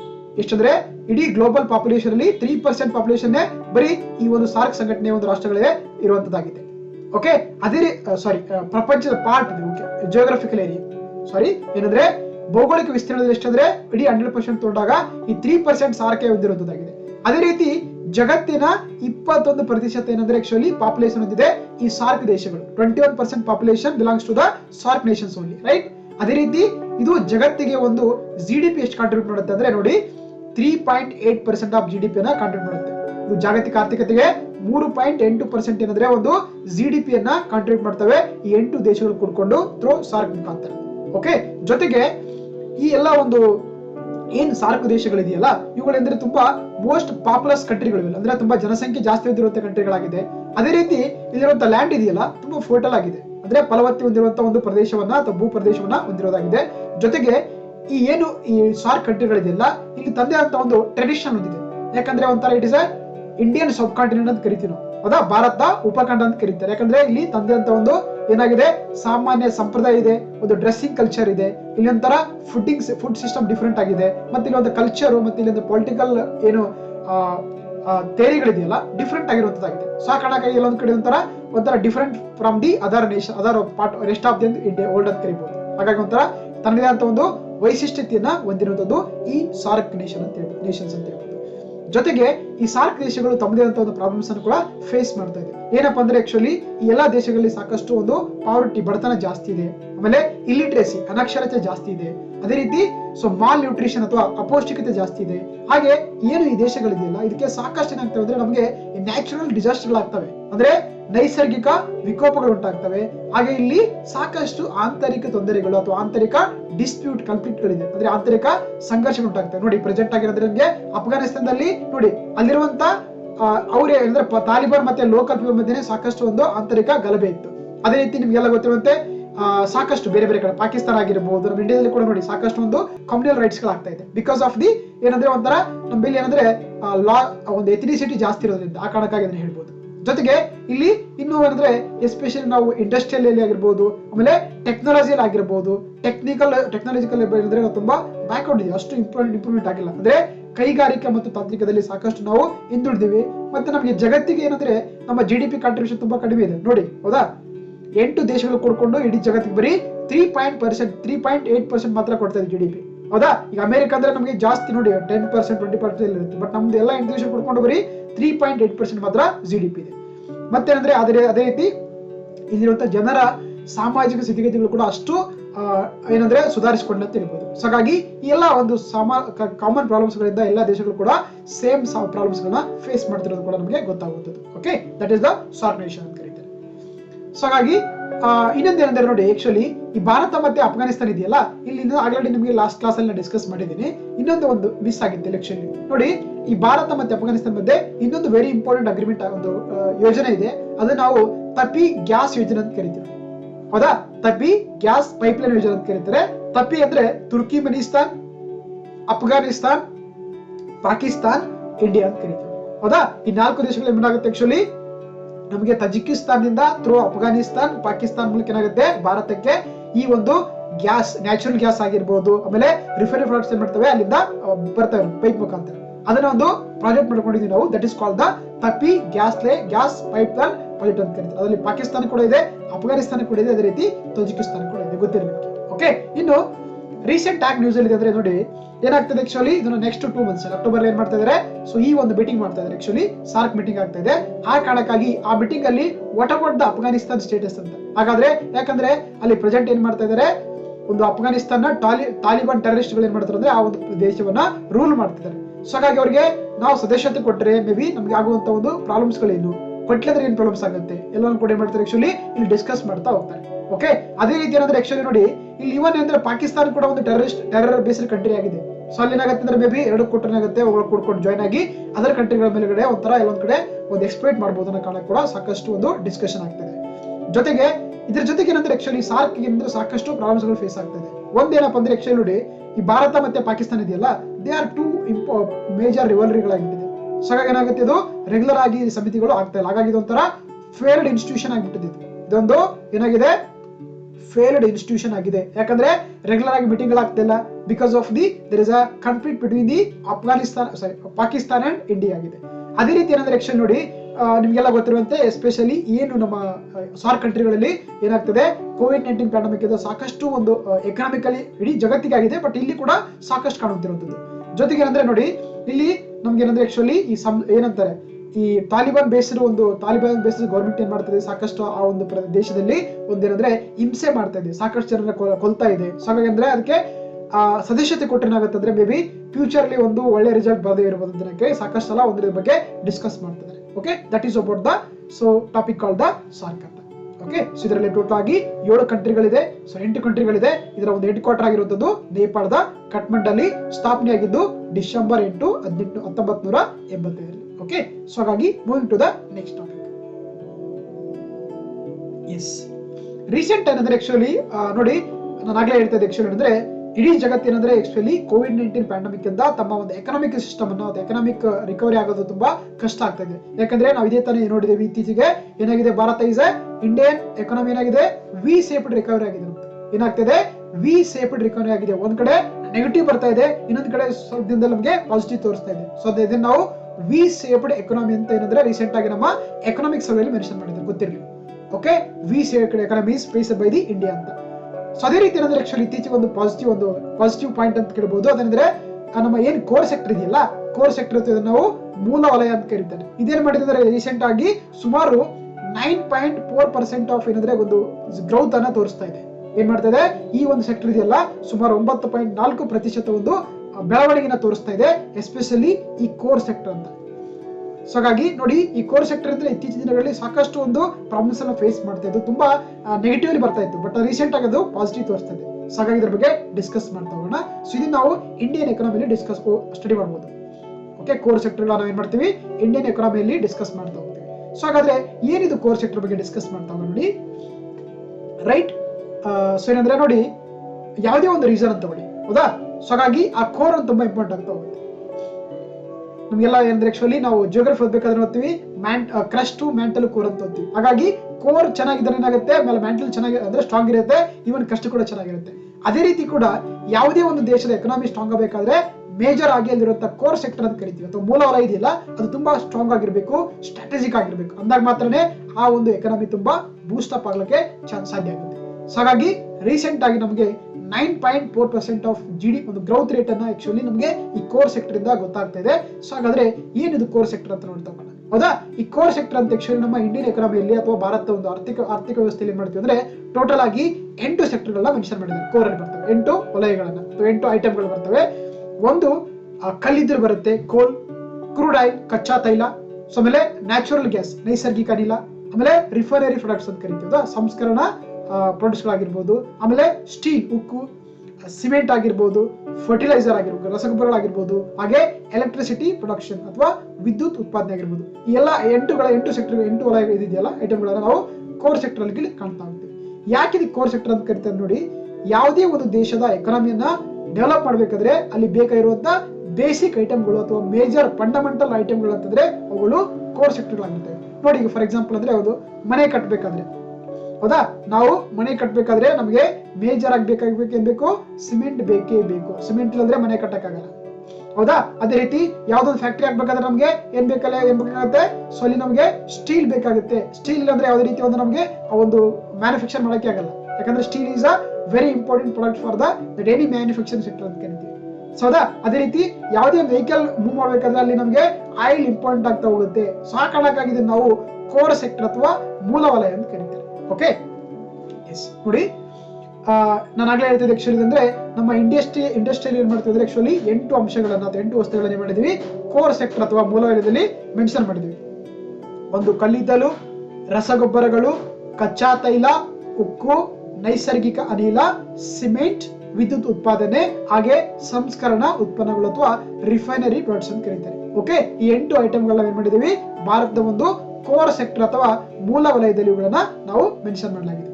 ಜೊತೆಗೆ ನೋಡಿ ಏನಂದ್ರೆ ನಮಗೆ ಇಂಡೆಕ್ಸ್ ಆಫ್ ಇಂಡಸ್ಟ್ರಿಯಲ್ ಪ್ರೊಡಕ್ಷನ್ ಅಂತ ಒಂದು ಏನ್ ಬರುತ್ತೆ, ರಿಪೋರ್ಟ್ ಕೊಡ್ತಾರೆ. ಅದ್ರ ಪ್ರಕಾರ ಏನಂದ್ರೆ ಆಕ್ಚುಲಿ ನಮ್ಮ ಇಂಡಿಯನ್ ಎಕಾನಮಿಗೆ ಏನ್ ಮಾಡಿದೆ, ಸುಮಾರು 40% ಆಫ್ ಏನು ಒಂದು GDP ಗ್ರೋತ್ ಇದೆಯಲ್ಲ ಅದನ್ನ ನಾವು ಏನ್ ಮಾಡ್ತಾ ಇದ್ವಿ? ಈ ಕೋರ್ ಸೆಕ್ಟರ್ ಇಂದ ಕೊಡ್ತಾ ಇದೀವಿ ನಾವು. ಎಷ್ಟು? 40% ಆಫ್ ದಿ ಗ್ರೋತ್ ಅನ್ನು ಏನ್ ಮಾಡ್ತಾ ಇದೀವಿ ನಾವು? Contribute to the Indian GDP. ಅಂದ್ರೆ ಆಕ್ಚುಲಿ ಇದರಿಂದ ಹೋಗ್ತಾ ಹೋಗುತ್ತೆ. ಅಂದ್ರೆ ಅಷ್ಟು ಇಂಪಾರ್ಟೆಂಟ್ ಆಗ್ತಾ ಹೋಗ್ತವೆ ಈ ಒಂದು ಕೋರ್ ಸೆಕ್ಟರ್ ಇರುವಂತ ಐಟಮ್ಸ್ಗಳು. ಓಕೆ, ನೋಡಿ ಇನ್ನು ಈ ಕೋರ್ ಸೆಕ್ಟರ್ ಯಾವ್ದು ಬರ್ತವೆ ಅಂತಂದ್ರೆ ಆಕ್ಚುಲಿ ನೋಡಿ, ನಾನು ಆಗ್ಲೇ ಹೇಳ್ತಾ ಇದ್ದೆ, ಪೆಟ್ರೋಲಿಯಂ ಪ್ರಾಡಕ್ಟ್ಸ್ ಬರುತ್ತೆ, ಎಲೆಕ್ಟ್ರಿಸಿಟಿ ಜನರೇಷನ್ ಬರುತ್ತೆ, ಸ್ಟೀಲ್ ಪ್ರೊಡಕ್ಷನ್ ಬರುತ್ತೆ, ಕೋಲ್ ಪ್ರೊಡಕ್ಷನ್, ಕ್ರೂಡ್ ಆಯಿಲ್ ಪ್ರೊಡಕ್ಷನ್ ಬರುತ್ತೆ, ನ್ಯಾಚುರಲ್ ಗ್ಯಾಸ್ ಬರುತ್ತೆ, ಸಿಮೆಂಟ್ ಪ್ರೊಡಕ್ಷನ್ ಬರುತ್ತೆ, ಹಾಗೆ ಫರ್ಟಿಲೈಸೇಷನ್ ಪ್ರೊಡಕ್ಷನ್ ಬರುತ್ತೆ. ನಿಮ್ಗೆ ಯಾವ್ದಾದ್ರು UPSC ಬಿಡ್ಬೇಕಾದ್ರೆ ಅಥವಾ KS ಬಿಡ್ಬೇಕಾದ್ರೆ ಕ್ವಶನ್ಸ್ ಯಾವ ರೀತಿ ಕೇಳ್ತಾರೆ ಅಂದ್ರೆ, ಈ ಕೋರ್ ಸೆಕ್ಟರ್ ಅಲ್ಲಿ ಅತಿ ಹೆಚ್ಚು ಕಾಂಟ್ರಿಬ್ಯೂಟ್ ಮಾಡುವಂತದ್ದು ಯಾವ್ದಪ್ಪ ಅಂತ ಕೇಳ್ತಾರೆ. ಸೊ ಗೊತ್ತಿರ್ಬೇಕಾಗುತ್ತೆ ನಿಮ್ಗೆ. ನೋಡಿ, ಅತಿ ಹೆಚ್ಚು ಇಂಡಿಯನ್ ಎಕಾನಮಿ ಕಾಂಟ್ರಿಬ್ಯೂಟ್ ಮಾಡುವಂತದ್ದು ಅಥವಾ ಹೈಯೆಸ್ಟ್ ಪರ್ಸೆಂಟೇಜ್ ಇರುವಂತ ಒಂದು ಕೋರ್ ಐಟಮ್ ಯಾವ್ದಪ್ಪ ಅಂದ್ರೆ ಅದು ಯಾವ್ದಾಗಿದೆ? ಎಸ್, ಅದು ಪೆಟ್ರೋಲಿಯಂ ಮತ್ತೆ ರಿಫೈನರಿ ಪ್ರೊಡಕ್ಷನ್ ಅಂತ ಕರಿತೀವಿ. ಇದೆಷ್ಟಾಗಿದೆ ಅಂದ್ರೆ ಸುಮಾರು 20.04% ಏನ್ ಮಾಡುತ್ತೆ ಆಕ್ಚುಲಿ ಈ ಒಂದು ವೇಟೇಜ್ ಅನ್ನ ಹೊಂದಿದೆ out of the 100%. Second highest ಅಂದ್ರೆ ಎಲೆಕ್ಟ್ರಿಸಿಟಿ ಜನರೇಷನ್ ಆಗಿದೆ. ಮೂರನೇದು ಸ್ಟೀಲ್ ಆಗಿದೆ. ನಾಲ್ಕನೇದು ಕೋಲ್ ಎಷ್ಟು 10.33 ಇದೆ. ಆಮೇಲೆ ಕ್ರೂಡ್ ಆಯಿಲ್ ಪ್ರೊಡಕ್ಷನ್ 8.98 ಇದೆ. ಆಮೇಲೆ natural gas 6.88, cement production 5.38, last ಅಲ್ಲಿ ಫರ್ಟಿಲೈಸರ್ ಅಥವಾ ರಸಗೊಬ್ಬರಗಳ ಪ್ರೊಡಕ್ಷನ್ ಇದೆ 2.36% ಇದೆ. ಹಾಗಾದ್ರೆ ಇದನ್ನ ನೆನ್ಪಿಟ್ಕೊಳ್ಬೇಕಾದ್ರೆ ಒಂದು ಕೋಡ್ ಮಾಡಿದೆ ನಿಮ್ಗೆ, ಹೌದಾ? ಏನಂದ್ರೆ RECCCNCP ಅಂತ, ರೆಸ್ CCP ಅಂತ ಕರೀತಾರೆ. ಹೌದಾ? ರೆಸ್ ಅಂದ್ರೆ R ಅಂದ್ರೆ ರಿಫೈನರಿ ಪ್ರಾಡಕ್ಟ್ಸ್, ಎಲೆಕ್ಟ್ರಿಸಿಟಿ, ಸ್ಟೀಲ್, ಆಮೇಲೆ ಕೋಲ್, crude oil, natural gas, cement, fertilisers ಅಂತ ಕರೀತಾರೆ. ಹೌದಾ? ಹಾಗಾಗಿ ಅಂದ್ರೆ ನಮಗೆ ಹೈಯೆಸ್ಟ್ ಯಾವುದು ರಿಫೈನರಿ ಪ್ರಾಡಕ್ಟ್ಸ್ ಇದೆ, ಲೋಯೆಸ್ಟ್ ಯಾವುದು ನಮಗೆ ಪೆಟ್ರೋಲಿಯಂ ಇದೆ, ಸಾರಿ ಫರ್ಟಿಲೈಸರ್ಸ್ ಇದೆ. ಸೊ ಹಾಗಾಗಿ ಇದನ್ನ ಈ ರೀತಿ ಕೂಡ ನೀವು ನೆನಪಿಟ್ಕೊಳ್ಳೋದು. ಸೊ ಹಾಗಾಗಿ ರೆಸ್ CCNCP ಅಂತ ಜಸ್ಟ್ ಕೋಡ್ ಮಾಡ್ಕೊಂಡ್ರೆ ನೀವು ಏನಂದ್ರೆ ಈಸಿಯಾಗಿ ಯಾವ್ದು ಹೈಯೆಸ್ಟ್ ಯಾವ್ದು ಲೋಯೆಸ್ಟ್ ಅಂತ ಗೊತ್ತಾಗುತ್ತೆ. ಮತ್ತೆ ನಮಗೆಲ್ಲ ಕೋರ್ ಸೆಕ್ಟರ್ ಐಟಮ್ಗಳು ಕೂಡ ಗೊತ್ತಾಗ್ತಾ ಹೋಗುತ್ತೆ. ಹೌದಾ? ಹಾಗಾಗಿ ಇದು ಇಂಡಿಯನ್ ಎಕಾನಮಿಗೆ ಸುಮಾರು 40% ಆಫ್ ಏನಂತಂದ್ರೆ ಆಕ್ಚುಲಿ ಒಂದು ಕಾಂಟ್ರಿಬ್ಯೂಟ್ ಮಾಡುವಂತದ್ದಾಗಿದೆ ಥ್ರೂ ಕೋರ್ ಸೆಕ್ಟರ್ ಮುಖಾಂತರ. ಓಕೆ, ಸೊ ಹಾಗಾಗಿ ಮೂವಿಂಗ್ ಟು ದ ನೋಡಿ ಅಂದ್ರೆ ನಾನು ಆಗ್ಲೇ ಹೇಳ್ತಿದ್ದೆ ಆಕ್ಚುಲಿ ಈ ಕೋರ್ ಸೆಕ್ಟರ್ ಒಂದು ಇಂಡೆಕ್ಸ್ ಬರುತ್ತೆ. ಒಂದೇನಂದ್ರೆ ಸೂಚ್ಯಂಕ ಕೊಡ್ತಾರೆ, ಅದ್ಯಾವ್ದಪ್ಪ ಅಂದ್ರೆ ಇಂಡೆಕ್ಸ್ ಆಫ್ ಇಂಡಸ್ಟ್ರಿಯಲ್ ಪ್ರೊಡಕ್ಷನ್ ಅಂತ ಕರೀತೀವಿ. ಕನ್ನಡದಲ್ಲಿ ಕೈಗಾರಿಕಾ ಉತ್ಪಾದನೆ ಸೂಚ್ಯಂಕ ಏನ್ ಮಾಡುತ್ತೆ, ಈ ಕೋರ್ ಸೆಕ್ಟರ್ ಆಗಿರುವಂತಹ ಬೆಳವಣಿಗೆಗಳನ್ನ ಏನ್ ಮಾಡುತ್ತೆ, ಇದು ಪ್ರತಿ ಒಂದು ಮಂತ್ಲಿ ಅಥವಾ ಇಯರ್ಲಿ ಏನ್ ಮಾಡುತ್ತೆ, ಅದು ಈ ಒಂದು ಇಂಡೆಕ್ಸ್ ಮುಖಾಂತರದ ರ್ಯಾಂಕಿಂಗ್ ನ ಕೊಡ್ತಾ ಹೋಗುತ್ತೆ. ಯಾವುದು? ಇಂಡೆಕ್ಸ್ ಆಫ್ ಇಂಡಸ್ಟ್ರಿಯಲ್ ಪ್ರೊಡಕ್ಷನ್ ಅಥವಾ ಕೈಗಾರಿಕಾ ಉತ್ಪಾದನಾ ಸೂಚ್ಯಂಕ ಅಂತ ಕರೀತಾರೆ. ಸೊ ಹಾಗಾದ್ರೆ ಇದನ್ನ ಯಾರು ಪಬ್ಲಿಷ್ ಮಾಡ್ತಾರೆ ಅಂತ ನೋಡ್ತಾ ಹೋಗೋಣ. ನೋಡಿ, ಈ ಕೈಗಾರಿಕಾ ಉತ್ಪಾದನಾ ಸೂಚ್ಯಂಕ ಇದೆಯಲ್ಲ, ಇದೇನಂದ್ರೆ actually it's one type of the ಅಂದ್ರೆ ರಿಪೋರ್ಟ್ ತರ ಇದೆ, ಒಂಥರ ಇಂಡೆಕ್ಸ್ ತರ ಇದೆ. ಓಕೆ, ಇದನ್ನ ಯಾರು ಪಬ್ಲಿಷ್ ಮಾಡ್ತಾರೆ? ಇದನ್ನ ಪಬ್ಲಿಷ್ ಮಾಡುವಂತದ್ದು ಸೆಂಟ್ರಲ್ ಸ್ಟ್ಯಾಟಿಸ್ಟಿಕಲ್ ಆಫೀಸ್ ಅಥವಾ ಆರ್ಗನೈಸೇಷನ್ ಕರಿತೀವಿ. ಕನ್ನಡದಲ್ಲಿ ಕೇಂದ್ರೀಯ ಸಾಂಖ್ಯಿಕ ಅಥವಾ ಅಂಕಿ ಅಂಶಗಳ ಸಂಘಟನೆ ಏನ್ ಮಾಡುತ್ತೆ, ಇದು ಪ್ರತಿ ತಿಂಗಳು ಯಾವುದು ಎಷ್ಟು ಈ ಒಂದು ಕೋರ್ ಸೆಕ್ಟರ್ ಅಲ್ಲಿ ಗ್ರೋ ಆಗಿದೆ, ಯಾವುದು ಡೆವಲಪ್ ಆಗಿದೆ ಏನ್ ಮಾಡುತ್ತೆ, ಪ್ರತಿಯೊಂದು ಡಾಟಾವನ್ನು ಕೂಡ ಏನ್ ಮಾಡುತ್ತೆ, ಪ್ರತಿ ತಿಂಗಳು ಈ ಒಂದು ಕೇಂದ್ರೀಯ ಸಾಂಖ್ಯಿಕ ಅಥವಾ ಅಂಕಿ ಅಂಶಗಳ ಕಚೇರಿ ಏನ್ ಮಾಡುತ್ತೆ, ಇದು ಒಂದು ಆರ್ಗನೈಸೇಷನ್ ಮಾಡುತ್ತೆ, ಇದನ್ನ ಮಂತ್ಲಿ ಏನ್ ಮಾಡುತ್ತೆ, ಪಬ್ಲಿಷ್ ಮಾಡ್ತಾ ಹೋಗುತ್ತೆ. ಸೊ ಹಾಗಾಗಿ ಈ ಸೆಂಟ್ರಲ್ ಸ್ಟ್ಯಾಟಿಸ್ಟಿಕಲ್ ಆರ್ಗನೈಸೇಷನ್ ಇದೆಯಲ್ಲ, it is working under the ministry of the statistics and programme implementation ಕರೀತಾರೆ. ಕನ್ನಡದಲ್ಲಿ ಸಾಂಖ್ಯಿಕ ಮತ್ತು ಕಾರ್ಯಕ್ರಮಗಳ ಅಭಿವೃದ್ಧಿ ಸಚಿವಾಲಯ ಮಾಡುತ್ತೆ. ಸೊ ಅದರಲ್ಲಿ ಕೆಲಸ ಮಾಡುವಂತದ್ದಪ್ಪ ಅಂದ್ರೆ ಅದು CSO ಆಗಿದೆ, ರೈಟ್? ಜೊತೆಗೆ ನೋಡಿ, ಇಲ್ಲಿ ಎರಡು ತರ ಒಂದು ಇಂಡಿಕೇಟರ್ ಕೊಡ್ತಾ ಹೋಗುತ್ತೆ. ಒಂದು ಬ್ರಾಡ್ ಸೆಕ್ಟರ್ ಅಂತ ಕರಿತೀವಿ, ಇನ್ನೊಂದು ಯೂಸ್ ಬೇಸ್ಡ್ ಸೆಕ್ಟರ್ ಅಂತ ಕರಿತೀವಿ. ಬ್ರಾಡ್ ಸೆಕ್ಟರ್ ಅಲ್ಲಿ ಗಣಿಗಾರಿಕೆ ಬರುತ್ತೆ, ತಯಾರಿಕಾ ಘಟಕ ಬರುತ್ತೆ, ಆಮೇಲೆ ವಿದ್ಯುತ್ ಉತ್ಪಾದನೆ ಬರುತ್ತೆ. ಅದೇ ರೀತಿ ಯೂಸ್ ಬೇಸ್ ಸೆಕ್ಟರ್ ಅಲ್ಲಿ ನಮಗೆ ಆಕ್ಚುಲಿ ಬೇಸಿಕ್ ಗೂಡ್ಸ್ ಬರುತ್ತೆ, ಕ್ಯಾಪಿಟಲ್ ಗೂಡ್ಸ್ ಗಳು ಅಂದ್ರೆ ಬಂಡವಾಳದ ಒಂದು ಐಟಮ್ಗಳಾಗಿರ್ಬೋದು, ಆಮೇಲೆ ಇಂಟಿಮೇಟ್ ಗೂಡ್ಗಳು ಆಕ್ಚುಲಿ ನಮಗೆ ಯೂಸ್ ಬೇಸ್ ಅಲ್ಲಿ ತಗೊಳ್ತಾ ಹೋಗ್ತಾರೆ. ಜೊತೆಗೆ ಈ ಒಂದು ರ್ಯಾಂಕಿಂಗ್ ಅನ್ನ ಅಥವಾ ಇಂಡೆಕ್ಸ್ ಅನ್ನ ಪಬ್ಲಿಷ್ ಏನಂದ್ರೆ ರೆಕಾರ್ಡ್ ಮಾಡಬೇಕಾದ್ರೆ ಏನಂದ್ರೆ ಆಕ್ಚುಲಿ ಒಂದು ಬೇಸ್ ಇಟ್ಕೊಂಡಿದ್ದಾರೆ. ಯಾವ್ದಪ್ಪ ಅಂತಂದ್ರೆ ಅದ್ರ ಬೇಸ್ ಇಯರ್ ಅಂದ್ರೆ 2011-12 ಆಗಿದೆ ನೋಡಿ, ಗೊತ್ತಿರೋ ವೆರಿ ವೆರಿ ಇಂಪಾರ್ಟೆಂಟ್. ಓಕೆನಾ. ಈ IIP ಇದೆಯಲ್ಲ, ಇಂಡೆಕ್ಸ್ ಆಫ್ ಇಂಡಿಯನ್ ಪ್ರೊಡಕ್ಷನ್ ಒಂದು ಬೇಸ್ ಇಯರ್ ಏನಪ್ಪ ಅಂತಂದ್ರೆ 2011-12 ಒಂದು ಬೇಸ್ ಇಯರ್ ಕರೆ ಮಾಡುತ್ತೆ. ಆಕ್ಚುಲಿ ಒಂದು ರಿಪೋರ್ಟ್ ಅನ್ನ ಪಬ್ಲಿಷ್ ಮಾಡ್ತಾ ಹೋಗುತ್ತೆ. ಜೊತೆಗೆ ನಾನು ಆಗ್ಲೇ ಹೇಳ್ತಿದ್ದೆ ಆಕ್ಚುಲಿ ಇದು 40% ಆಫ್ ಒಂದು ವೇಟೇಜ್ ಅನ್ನ ಕೂಡ ಏನಂದ್ರೆ ಈ ಒಂದು ಕೋರ್ ಸೆಕ್ಟರ್ ಇಂದ ನಮಗೆ ಸಿಗ್ತಾ ಹೋಗುತ್ತೆ. Okay, so this is about the sector of the core ಅಂತ ಕರೀತೀವಿ. Okay, moving to the next topic. Right, recent ಆಗಿ ನಾವೇನ್ ಮಾಡ್ತೀವಿ, ಸೊ ಪ್ರತಿ ವರ್ಷ ಕೂಡ ಏನಂದ್ರೆ ಸೆಪ್ಟೆಂಬರ್ ಅಂದ್ರೆ ಏನಂತಾರೆ ಸೆಪ್ಟೆಂಬರ್ ತಿಂಗಳ ಮೊದಲ ಶನಿವಾರವನ್ನು ಏನ್ ಮಾಡ್ತೀವಿ ನಾವು ಅಂತಾರಾಷ್ಟ್ರೀಯ ಹದ್ದುಗಳ ಜಾಗೃತಿ ದಿನಾಚರಣೆಯನ್ನಾಗಿ ಆಚರಿಸ್ತೀವಿ. ಯಾವಾಗ? ಪ್ರತಿ ವರ್ಷದ ಸೆಪ್ಟೆಂಬರ್ನ ಮೊದಲ ಶನಿವಾರ. ಇಲ್ಲಿ ಡೇಟ್ ಫಿಕ್ಸ್ ಆಗಿಲ್ಲ, ಗೊತ್ತಿರಲಿ, ಬರೀ ಫಸ್ಟ್ ಸಾಟರ್ಡೆ ಮಾತ್ರ ತಗೊಂಡಿದ್ದಾರೆ.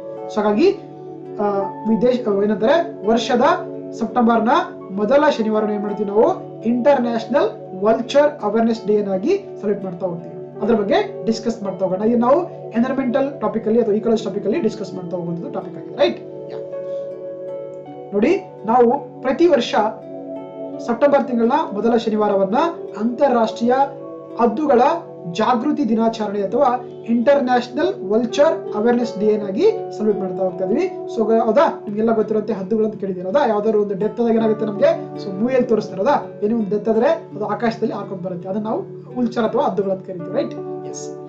ನೋಡಿ, ಈ ಒಂದು ದಿನವನ್ನ ಓಕೆ ನಾನಂದ್ರೆ ಸೆಪ್ಟೆಂಬರ್ನ ಮೊದಲ ಶನಿವಾರವನ್ನು ಏನ್ ಮಾಡ್ತೀವಿ ನಾವು ಇಂಟರ್ನ್ಯಾಷನಲ್ ವಲ್ಚರ್ ಅವೇರ್ನೆಸ್ ಡೇ ಆಗಿ ಆಚರಿಸ್ತೀವಿ. ಸೊ ಹಾಗಾದ್ರೆ ಇದನ್ನ ಆಚರಿಸುವಂತ ಸಂಸ್ಥೆ ಯಾವ್ದಪ್ಪ ಅಂತಂದ್ರೆ ನಿಮಗೆ ಗೊತ್ತಿರಬೇಕಾಗುತ್ತೆ, ಅದು ಬರ್ಡ್ಸ್ ಆಫ್ ಫ್ರೇ ಪ್ರೋಗ್ರಾಮ್ ಅಂತ ಒಂದು ಆರ್ಗನೈಸೇಷನ್ ಇದೆ. ಅದೇ ರೀತಿ endangered wild life trust in south Africa, ಜೊತೆಗೆ ಆಕ್ ಕನ್ಸರ್ವೇಟರಿ ಟ್ರಸ್ಟ್ ಇಂಗ್ಲೆಂಡ್ ಇದೆಯಲ್ಲ, ಈ ಮೂರು ಸಂಸ್ಥೆ ಏನ್ ಮಾಡ್ತವೆ ಅಂದ್ರೆ ಪ್ರತಿ ವರ್ಷ ಸೆಪ್ಟೆಂಬರ್ನ ಮೊದಲ ಶನಿವಾರವನ್ನ ಅಂತಾರಾಷ್ಟ್ರೀಯ ಹದ್ದುಗಳ ಜಾಗೃತಿ ದಿನವನ್ನಾಗಿ ಆಚರಿಸ್ತಾ ಹೋಗ್ತಾರೆ. ಸೊ ಹಾಗಾಗಿ ನಿಮಗೆ ಗೊತ್ತಿರಬೇಕು. ಉದ್ದೇಶ ಏನಂದ್ರೆ ಇವುಗಳ ಸಂರಕ್ಷಣೆಯ ಬಗ್ಗೆ ಅವೇರ್ನೆಸ್ ಕೊಡುವಂಥದ್ದು ಈ ಒಂದು ದಿನದ ಮುಖ್ಯ ಉದ್ದೇಶವಾಗಿರುತ್ತೆ. ಸೊ ಹಾಗಾದ್ರೆ ನಮ್ಮ ಇಂಡಿಯಾದಲ್ಲಿ ನೋಡ್ತಾ ಹೋಗೋಣ. ನೋಡಿ, ಆಕ್ಚುಲಿ ಏನಂದ್ರೆ ನಮಗೆ ಲಾಸ್ಟ್ ರಿಪೋರ್ಟ್ ಬರುತ್ತೆ, ಒಂದು ರಿಪೋರ್ಟ್ ಪ್ರಕಾರ ಅಂದ್ರೆ 1990ರಿಂದ ಸುಮಾರು ಮಿಡ್ 2000 ಅಂದ್ರೆ ಆಕ್ಚುಲಿ ನಮ್ಮ ದೇಶದಲ್ಲಿ ಅಂದ್ರೆ ಸುಮಾರು ಹದ್ದುಗಳೇನಾಗಿದೆ ಅಂದ್ರೆ ನಾಶ ಆಗ್ತಾ ಇದೆ. ಅಂದ್ರೆ ನಿಯರ್ಲಿ 95% ಆಫ್ ವಲ್ಚರ್ಸ್ ಪಾಪ್ಯುಲೇಷನ್ ಆಗಿದೆ, ಲಾಸ್ ಆಗಿದೆ ನಮಗೆ ಜಸ್ಟ್ ಬರೀ ಒಂದು 10 ಡಿಕೇಡ್ಸ್ ಅಲ್ಲಿ. ಹೌದಾ, 1 ಡಿಕೇಡ್ ಎಷ್ಟಾಗಿದೆ ಅಂದ್ರೆ ಸುಮಾರು 95% ಆಫ್ ವಲ್ಚರ್ ಪಾಪ್ಯುಲೇಷನ್ ಎಲ್ಲ ಏನಾಗಿದೆ ನಮಗೆ ನಾಶ ಆಗ್ತಾ ಇದೆ. ಸೊ ಹಾಗಾಗಿ ಈ ಉಲ್ಚರ್ ಅಥವಾ ಹದ್ದುಗಳಿದೆಯಲ್ಲ ಇವುಗಳೇನಂದ್ರೆ it is belongs to the family of the Accipitridae. ಯಾವುದು? ಎಸಿಪಿಟ್ರೈಡಿ ಅಂತ ಫ್ಯಾಮಿಲಿಗೆ ಸಂಬಂಧಪಟ್ಟಂತದ್ದಾಗಿದೆ ಈ ಒಂದು ಹದ್ದುಗಳು ಅಥವಾ ಉಲ್ಚರ್ಸ್ಗಳು. ರೈಟ್, ಜೊತೆಗೆ ನೋಡಿ, ಈ ಉಲ್ಚರ್ಸ್ಗಳಿದೆಯಲ್ಲ ಅಥವಾ ಹದ್ದುಗಳಿದೆಯಲ್ಲ ಇವುಗಳನ್ನ ನಾವು ಸಾಮಾಜಿಕ ಪಕ್ಷಗಳನ್ನು ಕರೀತೇವೆ. ಯಾಕಂದ್ರೆ ಏನಂದ್ರೆ ಸಮಾಜದಲ್ಲಿರುವಂತ ಅಥವಾ ವಿಶ್ವದಲ್ಲಿ ಜಗತ್ತಲ್ಲಿರುವಂತ ಇವುಗಳು ಕೊಳೆಯನ್ನ ಸ್ವಚ್ಛಗೊಳಿಸುವಂತ ಏನ್ ಮಾಡ್ತವೆ, ಕೊಳೆಯನ್ನ ಅಥವಾ ಏನಂತ ಒಂದು ಕಶ್ಮಲವನ್ನ ಸ್ವಚ್ಛಗೊಳಿಸುವಂತ ಪ್ರಾಣಿಗಳು ಅಂತ ಕರಿತೀವಿ. ಅದಕ್ಕೆ ಇವುಗಳನ್ನ ನಾವು ಸ್ಕ್ಯಾವೆಂಜರ್ ಅಂತ ಕರಿತೇವೆ. ದೀಸ್ ಆರ್ ದಿ ಸ್ಕ್ಯಾವೆಂಜರ್ಸ್ ಅಥವಾ ಇದನ್ನ ಸೋಷಿಯಲ್ ಬರ್ಡ್ ಅಂತ ಕರಿತೇವೆ. ನೋಡಿ, ಈಗ ಫಾರ್ ಎಕ್ಸಾಂಪಲ್ ಹೆಂಗಂದ್ರೆ ಈ ಒಂದು ಪ್ಲೇಸ್ ಇರುತ್ತೆ, ಹೌದಾ, ಇಲ್ಲಿ ಏನಾಗಿರುತ್ತೆ ಅಂದ್ರೆ ನಾವು ಯಾವ್ದೋ ಒಂದು ಹಸು ಕೌಡ್ ಎತ್ತಾಯ್ತು ಅನ್ಕೊಂಡು, ಹೌದಾ, ಒಂದು ಯಾವ್ದೋ ಹಸು ಎತ್ತಾಯ್ತು ಏನ್ ಮಾಡ್ತೀವಿ ಅದನ್ನ ಎಲ್ಲ ಒಂದ್ ಕಡೆ ಹೋಗಿ ಸೊ ಬಿಸಾಕ್ತಿವಿ ನಾವು. ಅದೇನಾಗುತ್ತೆ ಆಕ್ಚುಲಿ ಅದು ಏನಂದ್ರೆ ಕೊಳೆಯುತ್ತೆ. ಕೊಳೆತು ಏನ್ ಮಾಡುತ್ತೆ, ಅದರಲ್ಲಿ ಸಾಕಷ್ಟು ಬ್ಯಾಕ್ಟೀರಿಯಾಗಳು ಉಟ್ಕೊಂಡು ಏನಂದ್ರೆ ಅಲ್ಲಿ ಸುತ್ತಮುತ್ತಲು ಏನ್ ಮಾಡುತ್ತೆ ಸಾಕಷ್ಟು ಒಂದು ರೋಗಗಳ ನಿರ್ಮಾಣಕ್ಕೆ ಅಥವಾ ಉತ್ಪತ್ತಿಗೆ ಕಾರಣ ಆಗುತ್ತೆ. ಸೊ ಹಾಗೇನಂದ್ರೆ ಆಕ್ಚುಲಿ ಈ ಹದ್ದುಗಳು ಏನ್ ಮಾಡ್ತೀವಿ ಅಂದ್ರೆ ಆಕ್ಚುಲಿ ಅವುಗಳನ್ನ ಕಂಪ್ಲೀಟ್ ಆಗಿ ತಿಂತವೆ. ಆಕ್ಚುಲಿ ಅದರಿಂದ ಏನಾಗುತ್ತೆ, ಆಕ್ಚುಲಿ ಅಲ್ಲಿರುವಂತ ಯಾವ್ದೋ ಕ್ರಿಮಿಗಳು ಕೂಡ ತಿಂದೇನಾಗುತ್ತೆ ಅಂದ್ರೆ ಆ ಒಂದು ಪ್ರದೇಶವನ್ನ ನೀಟಾಗಿ ಸ್ವಚ್ಛವಾಗಿ ಇಡ್ಲಿಕ್ಕೆ ಕೆಲಸ ಮಾಡ್ತವೆ. ಅದಕ್ಕೆ ಇವುಗಳನ್ನ ನಾವು ಸ್ಕ್ಯಾವೆಂಜರ್ ಅಂತ ಕರೀತೇವೆ. ಹೌದಾ, ಇವುಗಳಂದ್ರೆ ಒಂದು ಸಾಮಾಜಿಕವಾಗಿ ಶುಚಿಗೊಳಿಸುವಂತ ಪಕ್ಷಿಗಳು ಅಂತಂದ್ರೆ ಅವುಗಳು ಸ್ಕ್ಯಾವೆಂಜರ್ಸ್ ಅಥವಾ ಯಾವುದು ವಲ್ಚರ್ಸ್ ಅಥವಾ ಹದ್ದುಗಳನ್ನು ಕರೀತಾರೆ. ಓಕೆ, ಯಾ. ಜೊತೆಗೆ ಇವುಗಳೇನಂದ್ರೆ ಒಂದು ಲೈಫ್ ಸ್ಪ್ಯಾನ್ ನೋಡ್ತಾ ಹೋದ್ರೆ ಆಕ್ಚುಲಿ ಇವುಗಳಂದ್ರೆ ಸುಮಾರು 10 ರಿಂದ 30 ವರ್ಷಗಳವರೆಗೆ ಇವುಗಳು ಏನ್ ಮಾಡ್ತವೆ ಅಂದ್ರೆ ತಮ್ಮ ಒಂದು ಜೀವಿತಾವಧಿ ಆಗಿದೆ. ಎಷ್ಟು? 10 ರಿಂದ 30 ವರ್ಷಗಳ ಕಾಲವರೆಗೆ ಅಂದ್ರೆ ಅವುಗಳು ಬದುಕುವಂತ ಒಂದು ಕಾಲಮನಾಗಿರುವಂಥದ್ದು. ಜೊತೆಗೆ ಇವುಗಳಿಗೆ ಒಂದು ತಮ್ಮ ದೇಹದಲ್ಲಿ ಅಥವಾ ಗಂಟಲಲ್ಲಿ ಧ್ವನಿ ಪೆಟ್ಟಿಗೆ ಇಲ್ಲ, there is no sound box ಅಂತ. ಅದಕ್ಕೆ ಏನ್ ಮಾಡ್ತಾ ಗೊತ್ತಲ್ಲ, ಒಂಥರ ಏನಂತಾರೆ ಬರೀ ಒಂಥರ ಇವುಗಳಿಗೆ ಕೂಗ್ಲಕ್ಕೆಲ್ಲ ಬರಂಗಿಲ್ಲ. ಒಂಥರ ಅಂದ್ರೆ ಸುಮ್ಮನೆ ಬೇರೆ ತರ ಬಾಯಿಗಳು ಇದು ಮಾಡ್ತವೆ ಮಾಡಿ ಬೇರೆ ತರ ಸೌಂಡ್ ಮಾಡ್ತವೆ. There is no sound box in the vultures ಅಂತ. ಸೊ ಹಾಗಾಗಿ ಅಂದ್ರೆ ತಮ್ಮ ಒಂದೇನು ಸಂಗಡಿಗರಿಗೆ ಆಕ್ಚುಲಿ ಅಂದ್ರೆ ಬರೀ ಅವುಗಳು ಒಂಥರ ಬೇರೆ ಸೌಂಡ್ ಮಾಡಬೇಕಂದ್ರೆ ಏನ್ ಮಾಡ್ತವೆ ಅಂದ್ರೆ ಅವುಗಳನ್ನ ಸೊ ಅಟ್ಯಾಕ್ ಮಾಡ್ತಾ ಹೋಗ್ತವೆ. There is no sound box in the vultures ಅಂತ. ಓಕೆ, ನಾಗ್ಲೇ ಹೇಳ್ತಿರೋದು ಆಕ್ಚುಲಿ ಇವುಗಳು ಏನ್ ಮಾಡ್ತವೆ ಅಂದ್ರೆ ಸತ್ತ ಪ್ರಾಣಿಗಳನ್ನ ಏನ್ ಮಾಡ್ತವೆ ತಿಂತವೆ, ಮತ್ತೆ ಅಲ್ಲಿರುವಂತ ಬ್ಯಾಕ್ಟೀರಿಯಾಗಳನ್ನ ಏನ್ ಮಾಡ್ತವೆ ಅಂದ್ರೆ ತಿಂದ ಏನಂದ್ರೆ ಆಕ್ಚುಲಿ ಆ ಪ್ರದೇಶವನ್ನ ಏನ್ ಮಾಡ್ತವೆ ಶುಚಿಗೊಳಿಸ್ತವೆ. ಸೊ ಹಾಗಾಗಿ ಏನಂದ್ರೆ ಆ ಪ್ರದೇಶಗಳು ರೋಗ ಮುಕ್ತವಾಗಿರ್ಲಿಕ್ಕೆ ಸಾಧ್ಯ ಆಗ್ತವೆ. ಜೊತೆಗೆ ಇವುಗಳೇನ್ ಮಾಡ್ತವೆ ಅಂದ್ರೆ ಪರಿಸರದ ಜನರ ಅಂದ್ರೆ ಮನುಷ್ಯರ ಆಕ್ಚುಲಿ ಒಂದು ಹೆಲ್ತ್ ಸಿಸ್ಟಮ್ ಅನ್ನ ಇಂಪ್ರೂವ್ ಮಾಡ್ಕೊಳ್ಳೋಕಿರುವಂತ ಒಂದು ಬಹಳ ಇಂಪಾರ್ಟೆಂಟ್ ಬರ್ಡ್ಸ್ ಅಂತ ಕರಿಬಹುದು. ನಾನು ಆಗ್ಲಿ ಹೇಳ್ತಿರೋ ಆಕ್ಚುಲಿ ನೋಡಿ, ಯಾವುದೋ ಒಂದು ಸೊಸೈಟಿ ಏನ್ ಮಾಡ್ತೀವಿ ಅಂದ್ರೆ ನಾವು ಸಾಕಷ್ಟು ಡೆತ್ಗಳು ಅಂದ್ರೆ ದಿನಕ್ಕೆ ಎಷ್ಟು ಡೆತ್ಗಳಾಗ್ತವೆ. ಅವುಗಳು ಅಂದ್ರೆ ಆಕ್ಚುಲಿ ಅವುಗಳು ಕೊಳಿತವೆ, ಆಮೇಲೆ ಸುತ್ತ ಸ್ಪ್ರೆಡ್ ಆಗಿ ಏನಾಗ್ತವೆ, ಸಾಕಷ್ಟು ರೋಗಗಳು ಉಂಟಾಗ್ತಾ ಹೋಗ್ತವೆ. ಹಾಗಾಗಿ ಅಂದ್ರೆ ಆಕ್ಚುಲಿ ಈ ಸತ್ತ ಪ್ರಾಣಿಗಳು ಏನ್ ಮಾಡ್ತವೆ ಅಂದ್ರೆ ಇವುಗಳು ತಿಂದು ಆ ಒಂದು ಪ್ರದೇಶವನ್ನು ಏನ್ ಮಾಡ್ತವೆ ಸ್ವಚ್ಛಗೊಳಿಸಿ ಅಲ್ಲಿ ಯಾವುದೇ ರೀತಿ ಒಂದು ರೋಗಗಳನ್ನ ಹರಡದಂತೆ ಕಾಪಾಡ್ಕೊಂಡು ಬರ್ತವೆ. ಸೊ ಹಾಗಾಗಿ ಇವುಗಳು ನಾವು ಸ್ಕ್ಯಾವೆಂಜರ್ಸ್ ಅಂತ ಕರಿತೀವಿ. ಓಕೆನಾ. ಜೊತೆಗೆ ಯಾಕೆ ಈ ಒಂದು ಹದ್ದುಗಳು ಪ್ರಸ್ತುತವಾಗಿ ನಾಶ ಆಗ್ತಾ ಇದೆ, ಯಾಕೆ ರೀಸನ್ಸ್ ಫಾರ್ ದಿ ಲಾಸ್ ಅಂತ ನೋಡ್ತಾ ಇದ್ರೆ ಆಕ್ಚುಲಿ ವೆರಿ ಇಂಪಾರ್ಟೆಂಟ್ ಅಂದ್ರೆ ಒಂದು ಏನಂದ್ರೆ ಇಲ್ಲಿ ಡ್ರಗ್ಸ್ ಬಳಸ್ತಾ ಇದ್ದೀವಿ ಜಾಸ್ತಿ ಆಗಿ, ಹೌದಾ. ಒಂದು ಇಲ್ಲಿ ಡೈಕ್ಲೋಫೆನಾಕ್ ಅಂತ ಡ್ರಗ್ ಬಳಸ್ತಾ ಇದೀವಿ, ಕೇಳಿದಿರೋ ನೀವೆಲ್ಲ ಕೂಡ ಡೈಕ್ಲೋಫೆನಾಕ್ ಅಂತ ಕೇಳಿದಾರೆ. ಒಂದು ಐಟಮ್ ಇರುತ್ತೆ, ಇಂಜೆಕ್ಷನ್ ಅಥವಾ ಒಂದು ಟ್ಯಾಬ್ಲೆಟ್ಸ್ ಬರುತ್ತೆ, ಒಂದು ಡ್ರಗ್ ಬರುತ್ತೆ. ಇದನ್ನ ಏನ್ ಮಾಡ್ತಾರೆ ಅಂದ್ರೆ ಆಕ್ಚುಲಿ ಏನಾದ್ರು ಹಸುಗಳಿಗೆ ರೋಗ ಬಂದಾಗ ಏನಾಗುತ್ತೆ ಅಂದ್ರೆ ಇಂಜೆಕ್ಷನ್ ಕೊಡ್ತಾರೆ, ಏನ್ ಮಾಡ್ತಾರೆ, ಅಥವಾ ಟ್ಯಾಬ್ಲೆಟ್ ಅಥವಾ ಟ್ಯಾಬ್ಲೆಟ್ ಅಲ್ಲ ಇಂಜೆಕ್ಷನ್ ಕೊಡ್ತಾರೆ ಹಸುಗಳಿಗೆ, ಹೌದಾ. ಅವಾಗ ಏನಾಗ್ತವೆ, ಹಸುಗಳು ಡೆತ್ ಆಗ್ತವೆ, ಹೌದಾ. ಅವಾಗ ಏನಾಗುತ್ತೆ ಆಕ್ಚುಲಿ ಈ ಒಂದು ಹದ್ದುಗಳು ಏನ್ ಮಾಡ್ತವೆ ಅಂದ್ರೆ ಆ ಸತ್ತದ ಹಸುವಿನ ದೇಹವನ್ನ ತಿಂತವೆ. ಅವಾಗ ಏನಾಗ್ತದೆ ಆಕ್ಚುಲಿ ಆ ಕೆಮಿಕಲ್ ಮಾಡ್ತವೆ ಅಂದ್ರೆ ಹದ್ದುಗಳ ದೇಹದಲ್ಲಿ ಹೋಗಿ ಏನಾಗ್ತವೆ, ಅವುಗಳು ಕೂಡ ಆಕ್ಚುಲಿ ರೋಗಕ್ಕೆ ತುತ್ತಾಗಿ ಡೆತ್ ಆಗ್ತವೆ. ಯಾಕಂದ್ರೆ ನಾವು ಇತ್ತೀಚೆಗೆ ಎಸ್ಪೆಷಲಿ ಈ ಒಂದು ವೆಟರ್ನರಿ ಡ್ರಗ್ ಆಗಿರುವಂತ ಡೈಕ್ಲೋಫೆನಾಕ್ ಅನ್ನ ಜಾಸ್ತಿ ಬಳಸ್ತಾ ಇದೀವಿ for the solution for the disease ಅಂತ. ಆ ಕಾರಣಕ್ಕಾಗಿ ಇದರಿಂದ ಸಾಕಷ್ಟು ಹದ್ದುಗಳ ನಾಶ ಆಗ್ತಾ ಇದೆ ಅಂತ ಹೇಳ್ಬೋದು. ಜೊತೆಗೆ ಇನ್ನೊಂದು ರೀಸನ್ ಕೊಡ್ತಾರೆ, ಆಕ್ಚುಲಿ ಒಂಥರ ಪೆರಲ್ ಡ್ರಾಗ್ಸ್ ಅಂತ ಬರ್ತವೆ, ನೀವು ಕೇಳಿದಿರೋದ ಪೆರಲ್ ಡ್ರಾಗ್ಸ್ ಅಂತ ಬರ್ತವೆ. ಇವುಗಳು ಕೂಡ ಆಕ್ಚುಲಿ ಇವುಗಳನ್ನ ಬೇಟೆ ಆಡ್ತಾ ಇದೆ, ಆ ಕಾರಣಕ್ಕಾಗಿ ಕೂಡ ಲಾಸ್ ಆಗ್ತಾ ಅಂತ ಹೇಳ್ತಾರೆ. ಜೊತೆಗೆ ಇನ್ನೊಂದು ಏನಪ್ಪ ಅಂದ್ರೆ ಹ್ಯಾಬಿಟೇಟ್ ಲಾಸ್ ಆಗ್ತಾ ಇದೆ, ಹೌದಾ. ಅವುಗಳ ಆವಾಸ ಸ್ಥಾನಗಳು ಲಾಸ್ ಆಗ್ತಾ ಇದೆ. ಅಂದ್ರೆ ನಾವೆಲ್ಲ ಫಾರೆಸ್ಟ್ ಕಡಿತಾ ಇದೀವಿ, ದೇರ್ ಇಸ್ ನೋ ಫಾರೆಸ್ಟ್, ಹೌದಾ, ದೇರ್ ಇಸ್ ನೋ ಲೇಕ್ಸ್. ಹೀಗಾಗಿ ಏನಂದ್ರೆ ಅವುಗಳ ಸಂತತಿ ತುಂಬಾ ಲಾಸ್ ಆಗ್ತದೆ. ಬಟ್ ಮೇಜರ್ ರೀಸನ್ ಅಂದ್ರೆ ಡೈಕ್ಲೋಫೆನಾಕ್ ಅಂತ. ಅದಕ್ಕೆ ಏನ್ ಮಾಡುತ್ತೆ ಭಾರತ ಸರ್ಕಾರ 2006ರಲ್ಲಿ ಯಾವುದೇ ಒಂದು ಮೆಡಿಕಲ್ ಇನ್ಸ್ಟಿಟ್ಯೂಟ್ ಕೂಡ ಈ ಒಂದು ಡೈಕ್ಲೋಫೆನಾಕ್ ಡ್ರಗ್ ಅನ್ನ ಬಳಸಂಗಿಲ್ಲ. ಯಾಕಂದ್ರೆ ಇದರಿಂದ ಸಾಕಷ್ಟು ಏನಾಗ್ತದೆ, ವಲ್ಚರ್ಗಳಿಗೆ ಲಾಸ್ ಆಗ್ತದೆ. ಆ ಕಾರಣಕ್ಕಾಗಿ it is completely ban of the diclofenac drug in the India ಅಂತ 2006ರಲ್ಲಿ ಸರ್ಕಾರ ಘೋಷಣೆ ಮಾಡುತ್ತೆ. ಓಕೆನಾ. ಜೊತೆಗೆ ಇನ್ನೊಂದು ಪ್ಲಾನ್ ಕೂಡ ಬಂದಿದೆ ರೀಸೆಂಟ್ ಆಗಿ, ಏನಂದ್ರೆ 2020-25ರಿಂದ ಒಂದು ಪ್ಲಾನ್ ಮಾಡ್ಕೊಂಡಿದ್ದೀವಿ ನಾವು, ಏನಂತಂದ್ರೆ action plan the culture conservation ಅಂತ ಕರೀತೀವಿ, ಹೌದಾ. ಸುಮಾರು 5 ವರ್ಷಗಳಲ್ಲಿ ಏನ್ ಮಾಡ್ತೀವಿ ನಾವು, ಈ ಒಂದು ಹದ್ದುಗಳ ಸಂರಕ್ಷಣೆ ಮಾಡುವಂತದ್ದು ಒಂದು ಪ್ಲಾನ್ ಅನ್ನ, ಒಂದು ಕಾರ್ಯಚಟುವಟಿಕೆ ಹಾಕೊಂಡಿದೆ ನಮ್ಮ ಭಾರತ ಸರ್ಕಾರ. ಜೊತೆಗೆ ವಿಶೇಷವಾಗಿ ನಮ್ಮ ದೇಶದಲ್ಲಿ 9 ತರಹದ ವಿಧದ ಹದ್ದುಗಳು ಕಂಡು ಬರ್ತವೆ, ಓಕೆನಾ. ಜೊತೆಗೆ ಇದನ್ನ ಸಾಕಷ್ಟು ಒಂದು ಇದರಲ್ಲಿ ಏನ್ ಮಾಡಿದ್ವಿ ನಾವು, ಅದನ್ನ it is under the critically endangered ಅಂತ ಏನ್ ಮಾಡಿದ್ವಿ, ಇದನ್ನ IUCN ಬುಕ್ ನ international union of conservation of nature and natural resources ಏನ್ ಮಾಡುತ್ತೆ, ಅದು ರೆಡ್ ಡಾಟಾ ಬುಕ್ ಅನ್ನ ಪ್ರಸ್ತುತಪಡಿಸುತ್ತೆ. ಅದರಲ್ಲಿ ಈ ವಲ್ಚರ್ಗಳ ಒಂದು ಸ್ಥಾನವನ್ನು ಏನಂತಂದ್ರೆ ಕ್ರಿಟಿಕಲಿ ಡೇಂಜರ್ಡ್ ಆಗಿರುವಂತಹ ಒಂದು ಪೊಸಿಷನ್ ಅಂತ. Okay, that is called the international vulture day ಅಂತ ಕರೀತಾರೆ, ಅವೇರ್ನೆಸ್ ಡೇ ಅಂತ ಕರೀತಾರೆ. Okay, so moving to the next topic. Right, ನಿಮ್ಗೆಲ್ಲ ಗೊತ್ತಿರುವಂತೆ ಆಗಸ್ಟ್ ಮಂತ್ ನಮಗೆ ತುಂಬಾ ಇಂಪಾರ್ಟೆಂಟ್ ಆಗುತ್ತೆ ಇಂಟರ್ನ್ಯಾಷನಲಿ. ಯಾಕಂದ್ರೆ ಭಾರತ ಈ ಒಂದು ವಿಶ್ವಸಂಸ್ಥೆ ಭದ್ರತಾ ಮಂಡಳಿಯ ಅಧ್ಯಕ್ಷವಾಗಿ ಆಗಸ್ಟ್ ಮಂತ್ ನ ಒಂದು ತಿಂಗಳನ್ನ ನಿರ್ವಹಿಸ್ತಿದೆ. ಸೊ ಹಾಗಾಗಿ ಅಲ್ಲಿ ಏನೇ ಡಿಸಿಷನ್ ತಗೊಂಡ್ರು ಕೂಡ ನಮ್ಮ ಎಕ್ಸಾಮ್ ಪಾಯಿಂಟ್ ಆಫ್ ತುಂಬಾ ಇಂಪಾರ್ಟೆಂಟ್ ಆಗುತ್ತೆ, ಹೌದಾ. ರೀಸೆಂಟ್ ಆಗಿ ಇಂಡಿಯಾ ಏನ್ ಮಾಡಿದೆ, ಒಂದು ನಿರ್ಣಯವನ್ನು ತಗೊಂಡಿದೆ. ಅದನ್ನ ನಾವೇನಂತ ಕರಿತೀವಿ, 2593 ರೆಸೊಲ್ಯೂಷನ್ ಅಂತ ಕರೀತಾರೆ. Okay, resolution of 2593 of the United Nation Security Council ಅಂತ. ಅಂದ್ರೆ ವಿಶ್ವಸಂಸ್ಥೆಯ ಭದ್ರತಾ ಮಂಡಳಿಯ 2593 ನಿರ್ಣಯ ಆಗಿದೆ. ಸೊ ಹಾಗಾಗಿ ಇದು ನಮಗೆ ಎಕ್ಸಾಮ್ ಪಾಯಿಂಟ್ ಆಫ್ ತುಂಬಾ ಇಂಪಾರ್ಟೆಂಟ್ ಆಗುತ್ತೆ. ಸೊ ಹಾಗಾದ್ರೆ ಏನಿದು ನಿರ್ಣಯ ಅಂತ ನೋಡ್ತಾ ಹೋಗೋಣ ನೋಡಿ. ರೈಟ್, ನಿಮ್ಗೆಲ್ಲ ಗೊತ್ತಿರುವಂತೆ ಆಗಸ್ಟ್ ಮಂತ್ಗೆ ಭಾರತ ಏನಂದ್ರೆ, ಸೊ ಒಂದು ಏನಾಗಿದೆ, Bharat India is A non permanent member in the UNSC. ಇದೊಂದು ತಾತ್ಕಾಲಿಕ ಸದಸ್ಯವಾಗಿ ಕೆಲಸ ಮಾಡ್ತಾ ಇದೆ ಪ್ರಸ್ತುತವಾಗಿ ವಿಶ್ವಸಂಸ್ಥೆಯ ಭದ್ರತಾ ಮಂಡಳಿಯಲ್ಲಿ. ಅದು ಆಗಸ್ಟ್ ಮಂತ್ಗೆ 1 ತಿಂಗಳ ಕಾಲ ಅಧ್ಯಕ್ಷತೆ ವಹಿಸಿಕೊಂಡು ಅಲ್ಲಿ ನಡೀತಿರುವಂತಹ ಎಲ್ಲಾ ವಿಷಯಗಳು ಕೂಡ ಅದನ್ನೇ ಒಂದು ಭಾರತವೇ ಅಧ್ಯಕ್ಷತೆ ವಹಿಸಿಕೊಂಡು ಡಿಸ್ಕಸ್ ಮಾಡ್ತಾ ಇದ್ದಾರೆ. ಓಕೆ, ರೀಸೆಂಟ್ ಆಗಿ ಒಂದು ಹೊಸ ರೆಸೊಲ್ಯೂಷನ್ ನ ಪಾಸ್ ಅಂದ್ರೆ ಇಂಟ್ರೊಡ್ಯೂಸ್ ಮಾಡಿದೆ ಅಥವಾ ಹಾಕಿದೆ.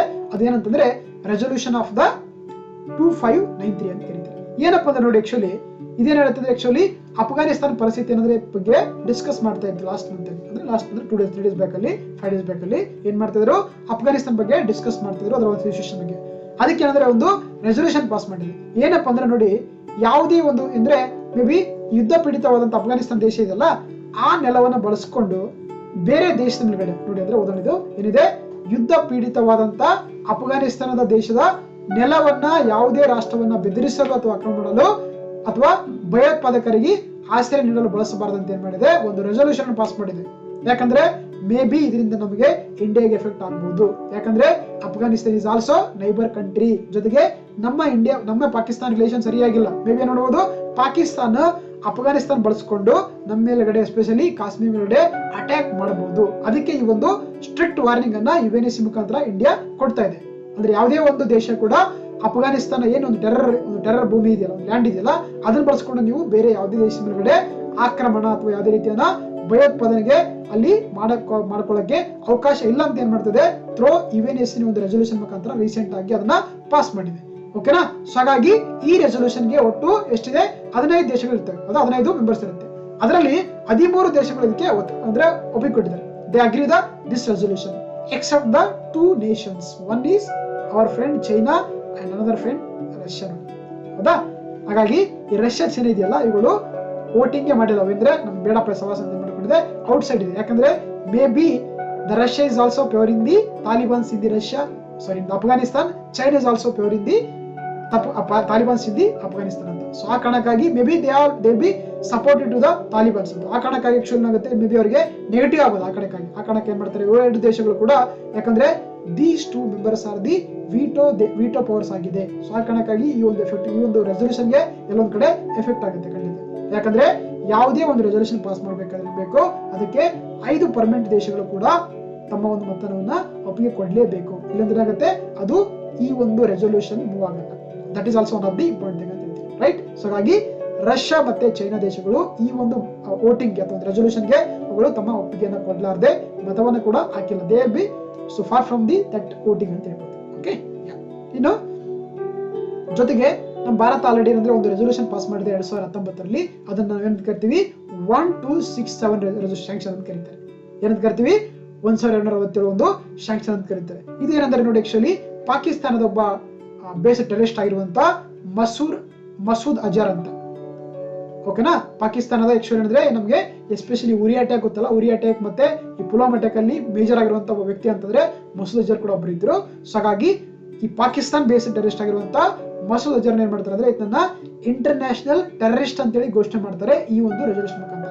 ಹೌದಾ? ಸರಿ, ವಿಶ್ವಸಂಸ್ಥೆ ಮುಖಾಂತರ ಏನ್ ಮಾಡ್ತಾರೆ ಇದನ್ನ ಅಂತಾರಾಷ್ಟ್ರೀಯ ಭಯೋತ್ಪಾದಕ ಅಂತ ಹೇಳಿ ಘೋಷಣೆ ಮಾಡ್ತಾರೆ. ಹಾಗಾಗಿ ತನಗೆ ಯಾವುದೇ ದೇಶಗಳು ಕೂಡ ಯಾವುದೇ ರೀತಿಯ ಫಿನಾನ್ಷಿಯಲ್ ಅಸಿಸ್ಟೆನ್ಸ್ ಮಾಡಂಗಿರಂಗಿಲ್ಲ, ಹಣಕಾಸು ಕೊಡಂಗಿಲ್ಲ, ಅದಕ್ಕೆ ಅಲ್ಲಿ ಅದನಿಗೆ ಇರ್ಲಕ್ಕೆ ಪ್ಲೇಸ್ ಕೊಡಂಗಿಲ್ಲ. ಹಾಗಾಗಿ ತುಂಬಾ ಒಂಥರ ಸ್ಟ್ರಿಕ್ಟ್ ಸ್ಯಾಂಕ್ಷನ್ ಹೊಡಿಸ್ತಿರುವಂತದ್ದು ಥ್ರೋ 1267 ಸ್ಯಾಂಕ್ಷನ್ ಮುಖಾಂತರ ಥ್ರೋ ಇಂಡಿಯಾ, ಅದು ಮಸೂದ್ ಅಜರ್ ಮೇಲ್ಗಡೆ. ಇದನ್ನ ಒಬ್ಬ ವಿಶ್ವಸಂಸ್ಥೆಯ ಭದ್ರತಾ ಮಂಡಳಿ ಪ್ರಕಾರ ಇಂಟರ್ನ್ಯಾಷನಲ್ ಟೆರರಿಸ್ಟ್ ಅಂತ ಘೋಷಣೆ ಮಾಡಲಾಗುತ್ತೆ ಅಂಡರ್ ದ ಈ ಒಂದು 1267 ಸ್ಯಾಂಕ್ಷನ್ ಮುಖಾಂತರ ಅಥವಾ ರೆಸೊಲ್ಯೂಷನ್ ಮುಖಾಂತರ ಇಂದ 2019.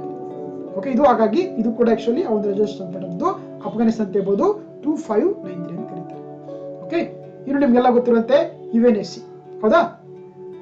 ವಿಶ್ವಸಂಸ್ಥೆಯ ಭದ್ರತಾ ಮಂಡಳಿ ಇದೆಯಲ್ಲ, ಇದು ವಿಶ್ವಸಂಸ್ಥೆ ಬಹಳ ಪ್ರಮುಖವಾದಂತ ಮತ್ತೆ ತುಂಬಾ ಸ್ಟ್ರಾಂಗ್ ಆಗಿರುವಂತ ಒಂದು ಸಂಸ್ಥೆ ಅಂತಂದ್ರೆ ಅದು ವಿಶ್ವಸಂಸ್ಥೆಯ ಭದ್ರತಾ ಮಂಡಳಿಯಾಗಿದೆ. ಇದು ಸ್ಥಾಪನೆ ಆಗಿದೆ ಯಾವಾಗಪ್ಪ ಅಂದ್ರೆ ಅಕ್ಟೋಬರ್ 24, 1945ಕ್ಕೆ ಸ್ಥಾಪನೆ ಆಗುತ್ತೆ. ಇದರ ಕೇಂದ್ರ ಕಚೇರಿ ಅಮೆರಿಕದ ನ್ಯೂಯಾರ್ಕ್ ಅಲ್ಲಿ ಇದೆ. ಓಕೆನಾ? ಜೊತೆಗೆ 2021ರಲ್ಲಿ ಭಾರತ ಅಂದ್ರೆ ಇದರ ಅಧ್ಯಕ್ಷಸ್ಥಾನ ವಹಿಸಿರುವಂತದ್ದು.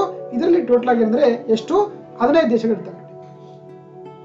ಓಕೆ, ಇದರಲ್ಲಿ ಆಲ್ರೆಡಿ ನೀವು ಡಿಸ್ಕಸ್ ಮಾಡಿದಿರೋದು ಲಾಸ್ಟ್ ಕ್ಲಾಸ್ ಅಲ್ಲಿ ಕೂಡ. UNSC ಇದೆಯಲ್ಲ, ಇದು 15 ಮೆಂಬರ್ಸ್ ಹೊಂದಿರುವಂತ ಒಂದು ಏನಾಗಿದೆ ಸಂಘಟನೆಯಾಗಿದೆ. ಅಂದ್ರೆ ಇದರಲ್ಲಿ 5 ದೇಶಗಳು ಪರ್ಮನೆಂಟ್ ಮೆಂಬರ್ಸ್ ಆಗಿದೆ, ಅಂದ್ರೆ ಶಾಶ್ವತ ಸದಸ್ಯಗಳಾಗಿದೆ.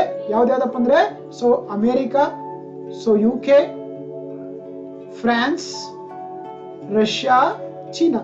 ಓಕೆ, ಇವು 5 ದೇಶಗಳು ಅಂದ್ರೆ ಪರ್ಮನೆಂಟ್ ಮೆಂಬರ್ಸ್ ಆಗಿದೆ. ಇವುಗಳಿಗೆ ವಿಟೋ ಪವರ್ಸ್ ಗಳಿದೆ. ವಿಟೋ ಪವರ್ ಅಂದ್ರೆ ನೋಡಿ, ಯಾವುದೇ ಒಂದು ರೆಸೊಲ್ಯೂಷನ್ ನ ವಿಶ್ವಸಂಸ್ಥೆಯ ಭದ್ರತಾ ಮಂಡಳಿ ಪಾಸ್ ಮಾಡಬೇಕಾದ್ರೆ ಈ 5 ದೇಶಗಳ ಒಪ್ಪಿಗೆ ಅವಶ್ಯಕತೆ ಇದ್ದೇ ಇರುತ್ತೆ. ಒಂದ್ ದೇಶ ಕೊಟ್ಟಿದ್ರೆ ಆಗುತ್ತೆ ಆ ರೆಸೊಲ್ಯೂಷನ್ ಪಾಸ್ ಆಗಿದೆ. That is called the veto power ಅಂತ ಕರೀತಾರೆ. ಇನ್ನು ಏನಂದ್ರೆ 10 ಮೆಂಬರ್ಸ್ ಗಳು ಏನ್ ಮಾಡ್ತಾರೆ ಅಂದ್ರೆ ತಾತ್ಕಾಲಿಕವಾಗಿ ಟೆಂಪರರಿ ಮೆಂಬರ್ಸ್ ಆಗಿ ಅಪಾಯಿಂಟ್ ಆಗ್ತಾರೆ ಫಾರ್ ದ 2 years ಅಂತ ನೋಡಿ, 2 ವರ್ಷಕ್ಕೆ ಆಗ್ತಾರೆ. ಸೊ ಹಾಗಾಗಿ ಭಾರತ ಕೂಡ ಏನ್ ಮಾಡಿದೆ 2021ರಲ್ಲಿ ಏನಾಗಿದೆ, ಅದು ಕೂಡ 8ನೇ ಸಲ ಏನಾಗಿದೆ 8 time become the non permanent member in the United Nations Security Council. ಹಾಗೆ ಜೊತೆಗೆ ಈ ಆಗಸ್ಟ್ ಮಂತ್ ಅಲ್ಲಿ ಕೂಡ ಅದೇನಂದ್ರೆ ವಿಶ್ವಸಂಸ್ಥೆ ಭದ್ರತಾ ಮಂಡಳಿಯ ಅಧ್ಯಕ್ಷಸ್ಥಾನ ವಹಿಸಿಕೊಂಡಿರುವುದು ಕೂಡ ನಿಮಗೆ ಗೊತ್ತಿರಬೇಕಾಗುತ್ತೆ. ಓಕೆ, ಸೊ ಇದಿಷ್ಟು ಟಾಪಿಕ್ ಆಗುತ್ತೆ. Moving to the next topic. Yes, recent ಆಗಿ ಒನ್ ಮೋರ್ ಇಂಪಾರ್ಟೆಂಟ್ ನ್ಯೂಸ್ ಅಂತ ಹೇಳ್ಬೋದು. ಯಾಕಂದ್ರೆ ಇತ್ತೀಚೆಗೆ ಭಾರತದ ಜೀವಶಾಸ್ತ್ರಜ್ಞ ಅಥವಾ ಬಯೋಲಜಿಸ್ಟ್ ಆಗಿರುವಂತ ಶೈಲೇಂದ್ರ ಸಿಂಗ್ ಅವರು ಏನ್ ಮಾಡ್ತಾರೆ ಅಂದ್ರೆ ಒಂದು ಪ್ರಶಸ್ತಿಯನ್ನು ಪಡಿತಾರೆ ಫಾರ್ ದ ಕನ್ಸರ್ವೇಷನ್ ಅಥವಾ ಪ್ರೊಟೆಕ್ಷನ್ ಆಫ್ ದ ಟರ್ಟಲ್ಸ್ ಅಂತ. ಹೌದಾ, ಅಂದ್ರೆ ಭಾರತೀಯ ಶಾಸ್ತ್ರಜ್ಞರಿಗೆ ಆಮೆ ಸಂರಕ್ಷಣೆಗಾಗಿ ಒಂದು ಗ್ಲೋಬಲ್ ಪ್ರಶಸ್ತಿಯನ್ನ ಸಿಕ್ಕಿರುವಂತದ್ದು. So Indian biologist win the global award for the conservation of the turtles ಅಂತ. ಸೊ ಅದ್ರ ಬಗ್ಗೆ ಡಿಸ್ಕಸ್ ಮಾಡ್ತಾರೆ, ರೈಟ್?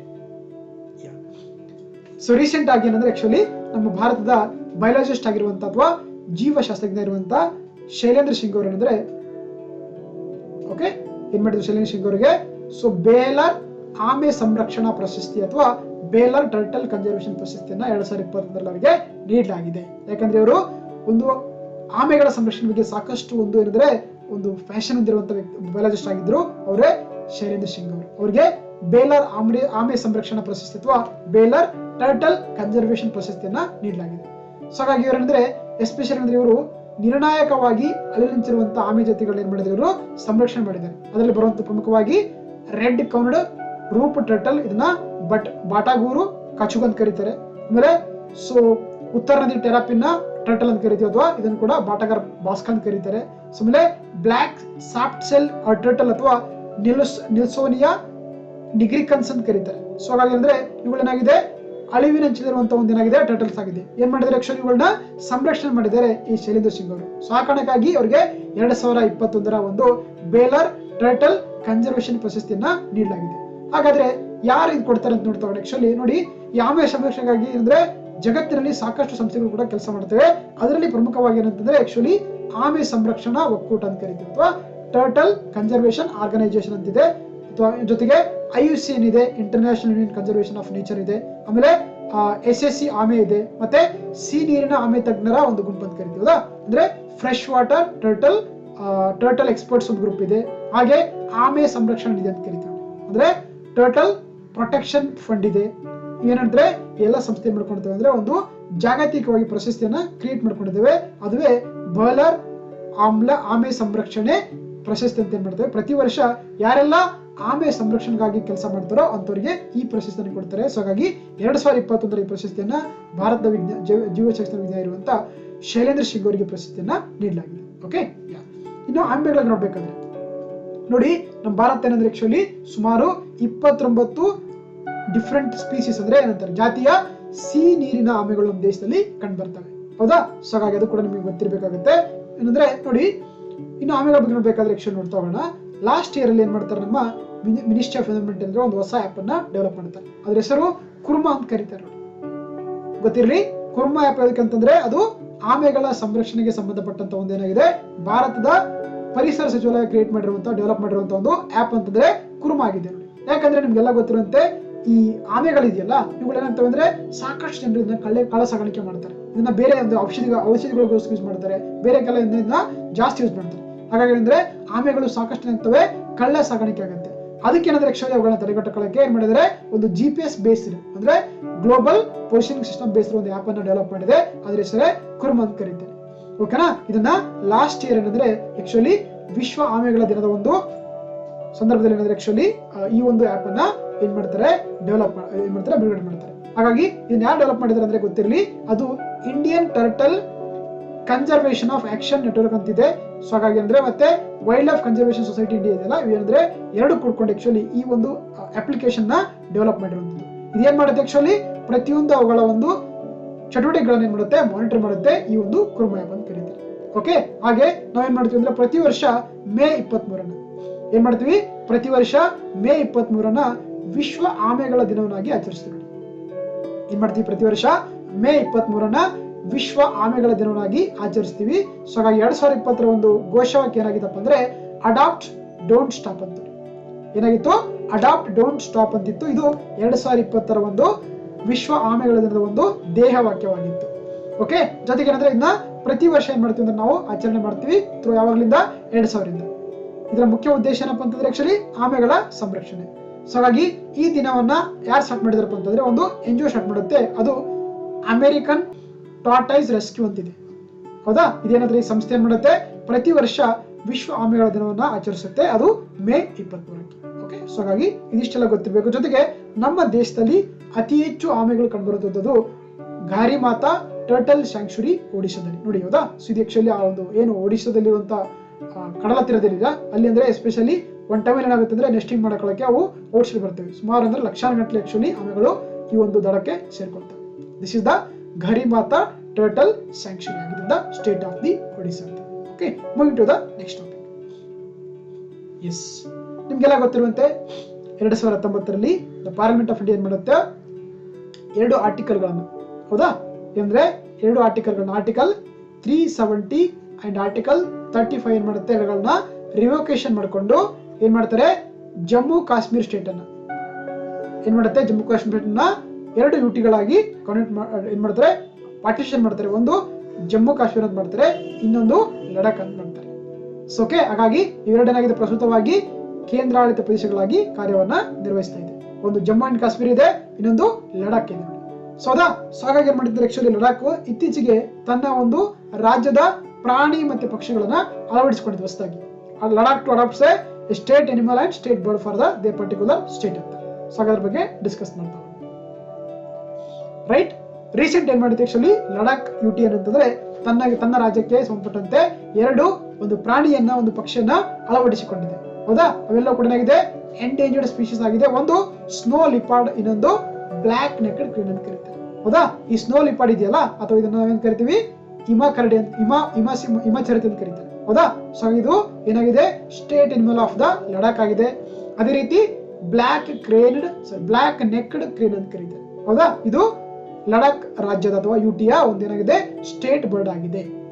ಸೊ ಹಾಗಾಗಿ ಇದ್ರ ಬಗ್ಗೆ ಡಿಸ್ಕಸ್ ಮಾಡ್ತಾ ಹೋಗೋಣ. ಯಾಕಂದ್ರೆ ಯುಟಿ ಅಂದ್ರೆ ಈಗ ಒಂದು ಲಡಾಖ್ ಏನಾಗಿದೆ, ಸಪರೇಟ್ ಯುಟಿ ಆಗಿದೆ. ಸೊ ಆ ಕಾರಣಕ್ಕಾಗಿ ನಮ್ಗೆ ಇದು ತುಂಬಾ ಇಂಪಾರ್ಟೆಂಟ್ ಆಗುತ್ತೆ. ರೈಟ್ ನೋಡಿ. ಸೊ ಫಸ್ಟ್ ನೋಡ್ತಾ ಹೋಗೋಣ. ಸೊ ಹಾಗಾಗಿ ಏನ್ ಮಾಡಿದೆ, ಲಡಾಖ್ ತನ್ನ ರಾಜ್ಯದ ಅಥವಾ ತನ್ನ ಯುಟಿಯ ಒಂದು ರಾಜ್ಯ ಪ್ರಾಣಿಯಾಗಿ ಏನಂತಂದ್ರೆ ಈ ಸ್ನೋ ಲಿಯೋಫರ್ಡ್ ಅನ್ನ ತನ್ನ ರಾಜ್ಯ ಪ್ರಾಣಿಯಾಗಿ ಅಳವಡಿಸಿಕೊಂಡಿದೆ. ಇದರ ಒಂದು ಸೈಂಟಿಫಿಕ್ ನೇಮ್ ಅಂತಂದ್ರೆ ಪ್ಯಾಂಥೆರಾ ಯುನಿಕ್ ಅಂತ ಕರೀತಾರೆ. Okay, panthera uncia is the scientific name of the snow leopard ಆಗಿದೆ. ಇದು ಏನಂದ್ರೆ ಹಿಮದಲ್ಲಿ ಕಂಡುಬರುವಂತ ಒಂದು ಚಿರತೆನ. ಎಸ್, ಅದೇ ರೀತಿ ಈ ಬ್ಲಾಕ್ ಕ್ರೇನ್ ನೆಕ್ ಇದೆಯಲ್ಲ, ನೆಕ್ಡ್ ಕ್ರೇನ್ ಇದೆಯಲ್ಲ, ಇದು ಏನಾಗಿದೆ, ಇದರದು ಲಡಾಖ್ ರಾಜ್ಯದ ಅಥವಾ ಒಂದು ಕೇಂದ್ರದ ಪ್ರದೇಶದ ಒಂದು ಪಕ್ಷಿಯಾಗಿದೆ. ಇದರ ಒಂದು ಸೈಂಟಿಫಿಕ್ ನೇಮ್ ನೋಡ್ತಾ ಹೋದ್ರೆ ಗ್ರೂಸ್ ನಿಕ್ರಿಕೋಲಿಸ್ ಅಂತ ಕರೀತಾರೆ. ಗ್ರೂಸ್ ನಿಕ್ರಿಕೋಲಿಸ್ ಇದೆಯಲ್ಲ, ಇದು ಏನಾಗಿದೆ, scientific name of the black necked crane ಆಗಿದೆ. ಓಕೆ, ಜೊತೆಗೆ ಈ ಸ್ನೋ ಲಿಯೋಫರ್ಡ್ ಅಥವಾ ಹಿಮ ಚಿರತೆ ಇದೆಯಲ್ಲ, ಏನಂತ ಕರಿತೀವಿ ನೋಡಿ. ಆಕ್ಚುಲಿ ಇದರ ಸಂಖ್ಯೆ ತುಂಬಾ ಏನಂದ್ರೆ ಇತ್ತೀಚೆಗೆಲ್ಲ ಕಡಿಮೆ ಆಗ್ತದೆ, because of the so many reasons ಅಂತ. ಒಂದು ಪೋಚಿಂಗ್ ಆಗಿರ್ಬೋದು, ಅಥವಾ ಅಂಟಿಂಗ್ ಆಗಿರ್ಬೋದು, ಹ್ಯಾಬಿಟೇಷನ್ ಲಾಸ್ ಆಗಿರ್ಬೋದು, ಕ್ಲೈಮೇಟ್ ಚೇಂಜ್ ಆಗಿರ್ಬೋದು. ಇದರಿಂದ ಏನಾಗುತ್ತೆ, ಈ ಒಂದು ಪ್ರಾಣಿಗಳ ಸಂತತಿ ತುಂಬಾ ಲಾಸ್ ಆಗ್ತಾ ಇದೆ. ಓಕೆ, ಜೊತೆಗೆ ಇದನ್ನ ನಾವು international conservation of the nature ಒಂದು ಲಿಸ್ಟ್ ಅಲ್ಲಿ, ಅಂದ್ರೆ ಎಸ್ಪೆಷಲಿ ರೆಡ್ ಡಾಟಾ ಬುಕ್ ಅಲ್ಲಿ ಏನ್ ಮಾಡಿದ್ರೆ ಇದನ್ನ ಎಂಡ್ ವಲ್ನರಬಲ್ ಅಂತ ಇಟ್ಟಿದ್ದಾರೆ. ವೆರಿ ಇಂಪಾರ್ಟೆಂಟ್, ಬರ್ಕೊಳ್ಳಿ. ಇದನ್ನ ಏನ್ ಮಾಡಿದರೆ ವಲ್ನರೇಬಲ್ ಅಥವಾ ಅವಕಾಶ ವಂಚಿತ ಪ್ರಾಣಿಯಾಗಿದೆ ನಾವು ರೆಡ್ ಡಾಟಾ ಬುಕ್ ದಲ್ಲಿ ಇದರ ಬಗ್ಗೆ ಮೆನ್ಷನ್ ಮಾಡಿದ್ದಾರೆ. ಓಕೆ, ಜೊತೆಗೆ ಇಡೀ ಜಗತ್ತಿನಲ್ಲಿ ಏನಂದ್ರೆ ಸುಮಾರು 7500 ಏನಂದ್ರೆ ಆಕ್ಚುಲಿ ನಮ್ಗೆ ಏನ್ ಮಾಡ್ತವೆ ಅಂದ್ರೆ ಈ ಸ್ನೋ ಲಿಯೋಫರ್ಡ್ ಸಿಗ್ತಾ ಹೋಗ್ತವೆ. ಅದರಲ್ಲಿ ಬರೀ ನಮ್ಮ ಇಂಡಿಯಾದಲ್ಲಿ ಎಷ್ಟಿದ್ರೆ 500 ಮಾತ್ರ ಇದೆ. ಇಂಡಿಯಾಸ್ ಪಾಪ್ಯುಲೇಷನ್ ಆಫ್ ಸ್ನೋ ಲಿಯೋಫರ್ಡ್ ಅಂದ್ರೆ ಓನ್ಲಿ 500 ಇದೆ. ಟೋಟಲ್ ಆಗಿ ಜಗತ್ತಲ್ಲಿ 7500 ಇದೆ, ಅದರಲ್ಲಿ ಇಂಡಿಯಾದಲ್ಲಿ ಬರೀ 500 ಇರುವಂತದ್ದಾಗಿದೆ. ಜೊತೆಗೆ ಇಲ್ಲಿ ಲಡಾಖ್ ಬಂದಾಗ ಏನಾಗುತ್ತೆ, ಹೈಯೆಸ್ಟ್ ಪಾಪ್ಯುಲೇಷನ್ ಇದೆ. ಅಲ್ಲಿ ಎಷ್ಟು ಕಂಡು ಬರುತ್ತೆ ನೋಡಿ, ಸುಮಾರು 200 ರಿಂದ 300 ಈ ಸ್ನೋ ಲಿಯೋಪರ್ಡ್ಸ್ ಕಂಡು ಬರುತ್ತದೆ ಇನ್ ದ ಲಡಾಖ್ ಅಲೋನ್ ಅಲ್ಲಿ. ಹಾಗಾಗಿ ಅತಿ ಹೆಚ್ಚು ಸ್ನೋ ಲಿಯೋಪರ್ಡ್ ಹೊಂದಿರುವಂತ ಒಂದು ಪ್ಲೇಸ್ ಅಂತಂದ್ರೆ ಇಂಡಿಯಾದಲ್ಲಿ ಅದು ಲಡಾಖ್ ಅಂತ ಹೇಳ್ಬೋದು. ಓಕೆ, ಇನ್ನು ಬ್ಲಾಕ್ ನೆಕ್ಡ್ ಕ್ರೇನ್ ಅಂತ ಕರಿತೀವಿ. ಹೌದಾ? ಸೊ ಇಲ್ಲಿ ಕಾಣಿಸ್ತಿದೆಯಲ್ಲ, this is the black necked crane ಅಂತ ಕರಿತೀವಿ. ಇತ್ತೀಚೆಗೆ ಇದನ್ನ ಲಡಾಖ್ನ ರಾಜ್ಯ ಪಕ್ಷಿಯಾಗಿ ಅಥವಾ ಒಂದು ಕೇಂದ್ರ ಪ್ರದೇಶ ಪಕ್ಷಿಯಾಗಿ ಇದನ್ನ ಅಳವಡಿಸಿಕೊಂಡಿದ್ದಾರೆ. ಓಕೆ, ಸೊ ಹಾಗಾಗಿ ಅಂದ್ರೆ ಇದು ಜಾಸ್ತಿ ಅತಿ ಎತ್ತರದಲ್ಲಿ ಕಂಡುಬರುವಂತ ಒಂದು ಏನಾಗಿದೆ, ಒಂದು ಕ್ರೇನ್ ಆಗಿದೆ. ಎಸ್ಪೆಷಲಿ ಇದು ಈಸ್ಟರ್ನ್ ಲಡಾಖ್ನ ಹೈ ಆಲ್ಟಿಟ್ಯೂಡ್ ಪ್ಲೇಸ್ಗಳಲ್ಲಿ, ವೆಟ್ಲ್ಯಾಂಡ್ಗಳಲ್ಲಿ, ಮಾರ್ಷ್ಗಳಲ್ಲಿ ಅಂದ್ರೆ ಆಕ್ಚುಲಿ ಈ ಒಂದು ಪಕ್ಷಿ ಕಂಡುಬರುತ್ತೆ. ಓಕೆ, ಇದನ್ನ IUCN ರೆಡ್ ಡಾಟಾ ಬುಕ್ ಅಲ್ಲಿ ಏನಿಟ್ಟಿದ್ದಾರೆ ಅಂತಂದ್ರಿಂದ ನಿಯರ್ ಥ್ರೆಟನ್ಡ್ ಅಂತ ಒಂದು ಲಿಸ್ಟ್ ಇಟ್ಟಿದ್ದಾರೆ. ಓಕೆನಾ, ಇದನ್ನ conservation of the natural resource ನ ಒಂದು ರೆಡ್ ಡಾಟಾ ಬುಕ್ ಪ್ರಕಾರ it is under the near threatened ಆಗಿರುವಂತಹ ಒಂದು ಪಕ್ಷಿಯಾಗಿದೆ ಈ ಒಂದು ಬ್ಲಾಕ್ ನೆಕ್ಡ್ ಕ್ರೇನ್ ಅಂತ. ಜೊತೆಗೆ ಇವುಗಳು ಏನಂದ್ರೆ ಒಂಥರ ಲಾಯಲ್ ಕಪಲ್ಸ್ ಅಂತ ಕರೀತಾರೆ. ಇವುಗಳನ್ನ ಲಾಯಲ್ ಕಪಲ್ಸ್ ಅಂತ ಕರೀತಾರೆ. ಜೊತೆಗೆ ಏನಂದ್ರೆ ಇದು ಲಡಾಖ್ನ ಈ ಚಂಗ್ತಾಂಗ್ ರೀಜನ್ ಇದೆಯಲ್ಲ, ಅಲ್ಲಿ ಬಹಳ ಪ್ರಮುಖವಾಗಿ ಕಂಡು ಬರ್ತವೆ ಈ ಪ್ರಾಣಿಗಳು, ಈ ಒಂದು ಪಕ್ಷಿಗಳು. ಜೊತೆಗೆ ಏನಂದ್ರೆ ಇವುಗಳು ಮಾರ್ಚ್ ಅಲ್ಲಿ ಬ್ರೀಡಿಂಗ್ ಅಂದ್ರೆ ಮರಿಗಳು ಇರ್ತವೆ. ಸೊ ಆಮೇಲೆ ಅಕ್ಟೋಬರ್ ಏನಾಗ್ತವೆ ಇವುಗಳು ಒಂದು ಪ್ರದೇಶದಿಂದ ಬೇರೆ ಕಡೆ ಮೈಗ್ರೇಟ್ ಆಗ್ತವೆ. ಓಕೆನಾ. ಜೊತೆಗೆ 2019ಕ್ಕಿಂತ ಮುಂಚೆ ಏನಂದ್ರೆ ಆಕ್ಚುಲಿ ಈ ಬ್ಲಾಕ್ ನೆಕ್ಡ್ ಕ್ರೇನ್ ಇದೆಯಲ್ಲ, it is a state bird of the Jammu Kashmir ಆಗಿತ್ತು. ಓಕೆ, ಅಂದ್ರೆ ಏನು ನಾವು ಆರ್ಟಿಕಲ್ 370 ರಿವೋಕೇಶನ್ ಮಾಡೋಕ್ಕಿಂತ ಮುಂಚೆ ಏನಾಗಿತ್ತು, ಈ black necked crane become the state bird of the Jammu and Kashmir ಆಗಿತ್ತು. ಬಟ್ ಪ್ರೆಸೆಂಟ್ ಆಗಿ state bird of the Ladakh ಆಗಿದೆ. Okay, yes. ನೀನು ಲಡಾಖ್ ಬಗ್ಗೆ ನಿಮ್ಗೆ ನೋಡ್ಬೇಕಾದ್ರೆ ಆಗ್ಲೇ ಹೇಳ್ತಾ ಇದೆ ಆಕ್ಚುಲಿ ನೋಡಿ, ಇದನ್ನ ಏನ್ ಮಾಡ್ತೀವಿ ನಾವು ಆರ್ಟಿಕಲ್ 370 ಅಂತ, ಹೌದಾ. ಸೊ ಆರ್ಟಿಕಲ್ 370 ಏನ್ ಮಾಡಿದ್ವಿ, ರಿವೋಕೇಶನ್ ಮಾಡ್ಕೊಂಡು ಈ ಜಮ್ಮು ಕಾಶ್ಮೀರ ಸ್ಟೇಟ್ ಅಂದ್ರೆ 2 ಯೂನಿಟ್ಗಳಾಗಿ ಕನ್ವರ್ಟ್ ಮಾಡಿದ್ವಿ. ಒಂದು ಲಡಾಖ್ ಅಂತ ಮಾಡಿದ್ವಿ, ಇನ್ನೊಂದು ಜಮ್ಮು ಅಂಡ್ ಕಾಶ್ಮೀರ ಅಂತ ಮಾಡಿದ್ವಿ. ಸೊ ಹಾಗೆ ಪ್ರೆಸೆಂಟ್ ಆಗಿ these are the 2 union territory ಆಗಿತ್ತು. ಬಿಫೋರ್ ಏನಾಗಿತ್ತು, it's a part of the Jammu Kashmir ಆಗಿತ್ತು ಲಡಾಖ್ ಅಂತ. ಓಕೆ, ಹಾಗಾಗಿ ಇದನ್ನ ಜಮ್ಮು ಕಾಶ್ಮೀರ್ ರೀಆರ್ಗನೈಸೇಷನ್ ಆಕ್ಟ್ ಅಡಿಯಲ್ಲಿ ಏನ್ ಮಾಡಿದ್ವಿ ನಾವು ಸಪರೇಟ್ ಯೂನಿಯನ್ ಟೆರಿಟರಿ ಆಗಿ ಇದನ್ನ ಅಲೋಕೇಶನ್ ಅಥವಾ ಘೋಷಣೆ ಮಾಡಿರೋದು. ಓಕೆನಾ. ಸೊ ಹಾಗೆ ಈ ಜಮ್ಮು ಕಾಶ್ಮೀರ ಇದು ಸ್ಟೇಟ್ ಇದೆಯಲ್ಲ ಏನಾಗಿತ್ತು, ಮೊದಲು ಲಡಾಖ್ ಲಾರ್ಜೆಸ್ಟ್ ಆಗಿತ್ತು ಮೊದಲು, ಹೌದಾ. ಜೊತೆಗೆ ನೋಡಿ ಈ ಲಡಾಖ್ ಇದೆಯಲ್ಲ ಇದೇನಂದ್ರೆ ಒಂಥರ ಲೀಸ್ಟ್ ಪಾಪ್ಯುಲಸ್ ಏನಾಗಿರುವಂತ ಒಂದು ಯುಟಿ ಅಂತ, ಅತಿ ಕಡಿಮೆ ಜನಸಂಖ್ಯೆ ಹೊಂದಿರುವಂತಹ ಒಂದು ಯುಟಿ ಅಂತಂದ್ರೆ ಅದು ಯಾವುದು ಗೊತ್ತಿರಲಿ, ದಟ್ ಇಸ್ ದ ಲಡಾಖ್ ಅಂತ. ಮತ್ತೆ ಲಾರ್ಜೆಸ್ಟ್ ಯಾವ್ದಪ್ಪ ಅಂತಂದ್ರೆ ಲಡಾಖ್ ಇಸ್ ಲಾರ್ಜೆಸ್ಟ್ ಆಗಿದೆ. ಸೊ ಇದಾಗಿದೆ ಮೊದಲೇದಾಗಿತ್ತು ಅಂಡಮಾನ್ ನಿಕೋಬಾರ್ ಬೇಕಾದ ಲಾರ್ಜೆಸ್ಟ್ ಯೂನಿಯನ್ ಟೆರಿಟರಿ ಆಗಿತ್ತು. ಪ್ರೆಸೆಂಟ್ ಏನಂದ್ರೆ Ladakh become the largest union territory ಆಗಿದೆ. ಮತ್ತೆ ಅತಿ ಕಡಿಮೆ ಜನಸಂಖ್ಯೆ ಹೊಂದಿರುವಂತ ಒಂದು ರೀಸನ್ ಅಂತಂದ್ರೆ ಕೂಡ ಸಾರಿ ಯುಟಿ ಅಂದ್ರೆ ಕೂಡ ಅದು ಇಂದ ಲಡಾಖ್ ಅಂತ ಹೇಳ್ಬೇಕು. ಸೊ ಹಾಗಾಗಿ ಗೊತ್ತಿರಲಿ.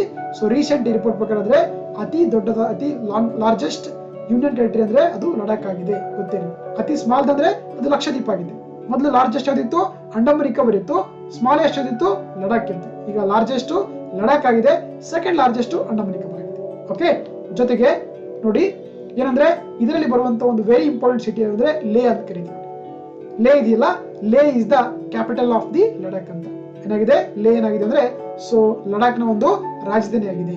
ಜೊತೆಗೆ ಇದು 2ನೇ ಅತಿ ದೊಡ್ಡ ಜಿಲ್ಲೆ ಕೂಡ ಹೌದು. It's the second largest district in the India ಅಂತ ಹೇಳ್ಬೋದು.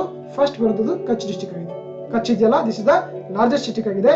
ಸೆಕೆಂಡ್ ಲಾರ್ಜೆಸ್ಟ್ ಅಂದ್ರೆ ಅದು ಲೇ ಆಗಿದೆ. ಸೊ ಅದು ಕೂಡ ನಿಮಗೆ ಗೊತ್ತಿರಬೇಕು. ಜೊತೆಗೆ ಈ ಲೇ ಡಿಸ್ಟ್ರಿಕ್ಟ್ ಅಲ್ಲಿ ಏನಂದ್ರೆ ಆಕ್ಚುಲಿ ನಮಗೆ ಇಂಡಸ್ ನದಿ ಹರಿಯುತ್ತೆ, ಆಮೇಲೆ ಶಿಯೋಕ್ ನದಿ ಹರಿಯುತ್ತೆ, ನುಬ್ರಾ ರಿವರ್ ಕೂಡ ಇದರಲ್ಲಿ ಆಕ್ಚುಲಿ ಹರ್ಕೊಂಡು ಹೋಗ್ತಾರೆ. ಅದು ಕೂಡ ನಿಮಗೆ ಗೊತ್ತಿರಬೇಕು. ಓಕೆ, ಸೊ ಆಗ್ಲೇ ಹೇಳ್ತಿದ್ದೆ ಆಕ್ಚುಲಿ ಏನ್ ಮಾಡಿದ್ವಿ ನಾವು, ಸೊ ಆರ್ಟಿಕಲ್ 370 ಮತ್ತೆ ಆರ್ಟಿಕಲ್ 35 ರಿವೋಕೇಟ್ ಮಾಡ್ಕೊಂಡು ಏನ್ ಮಾಡಿದ್ವಿ ಅಂದ್ರೆ ಇಡೀ ಜಮ್ಮು ಕಾಶ್ಮೀರ ಏನ್ ಮಾಡಿದ್ವಿ ಅಂತಂದ್ರೆ ಇಲ್ಲಿ 2 ಯೂಟಿಗಳಾಗಿ ಕನ್ವರ್ಟ್ ಮಾಡಿದೀವಿ. ಒಂದು ಜಮ್ಮು ಕಾಶ್ಮೀರ್ ಯೂಟಿ ಅಂತ ಮಾಡಿದ್ದಾರೆ, ಇನ್ನೊಂದು ಲಡಾಖ್ ಅಂತ ಯೂಟಿ ಮಾಡಿದ್ದಾರೆ. ಸೊ ಹಾಗಾಗಿ 2 ಯೂಟಿಗಳು ಹೊಸದಾಗಿ ಕ್ರಿಯೇಟ್ ಆಗಿದೆ. ಜೊತೆಗೆ ನಿಮ್ಗೆ ಎಕ್ಸಾಮ್ ಅಲ್ಲಿ ಬಹಳ ಸಲ ಕೇಳ್ತಿರ್ತಾರೆ ಅಥವಾ ನ್ಯೂಸ್ ಪೇಪರ್ ಓದಿರ್ತೀರಾ, ಒಂದು LOC ಅಂತ ಬರುತ್ತೆ, ಹೌದಾ.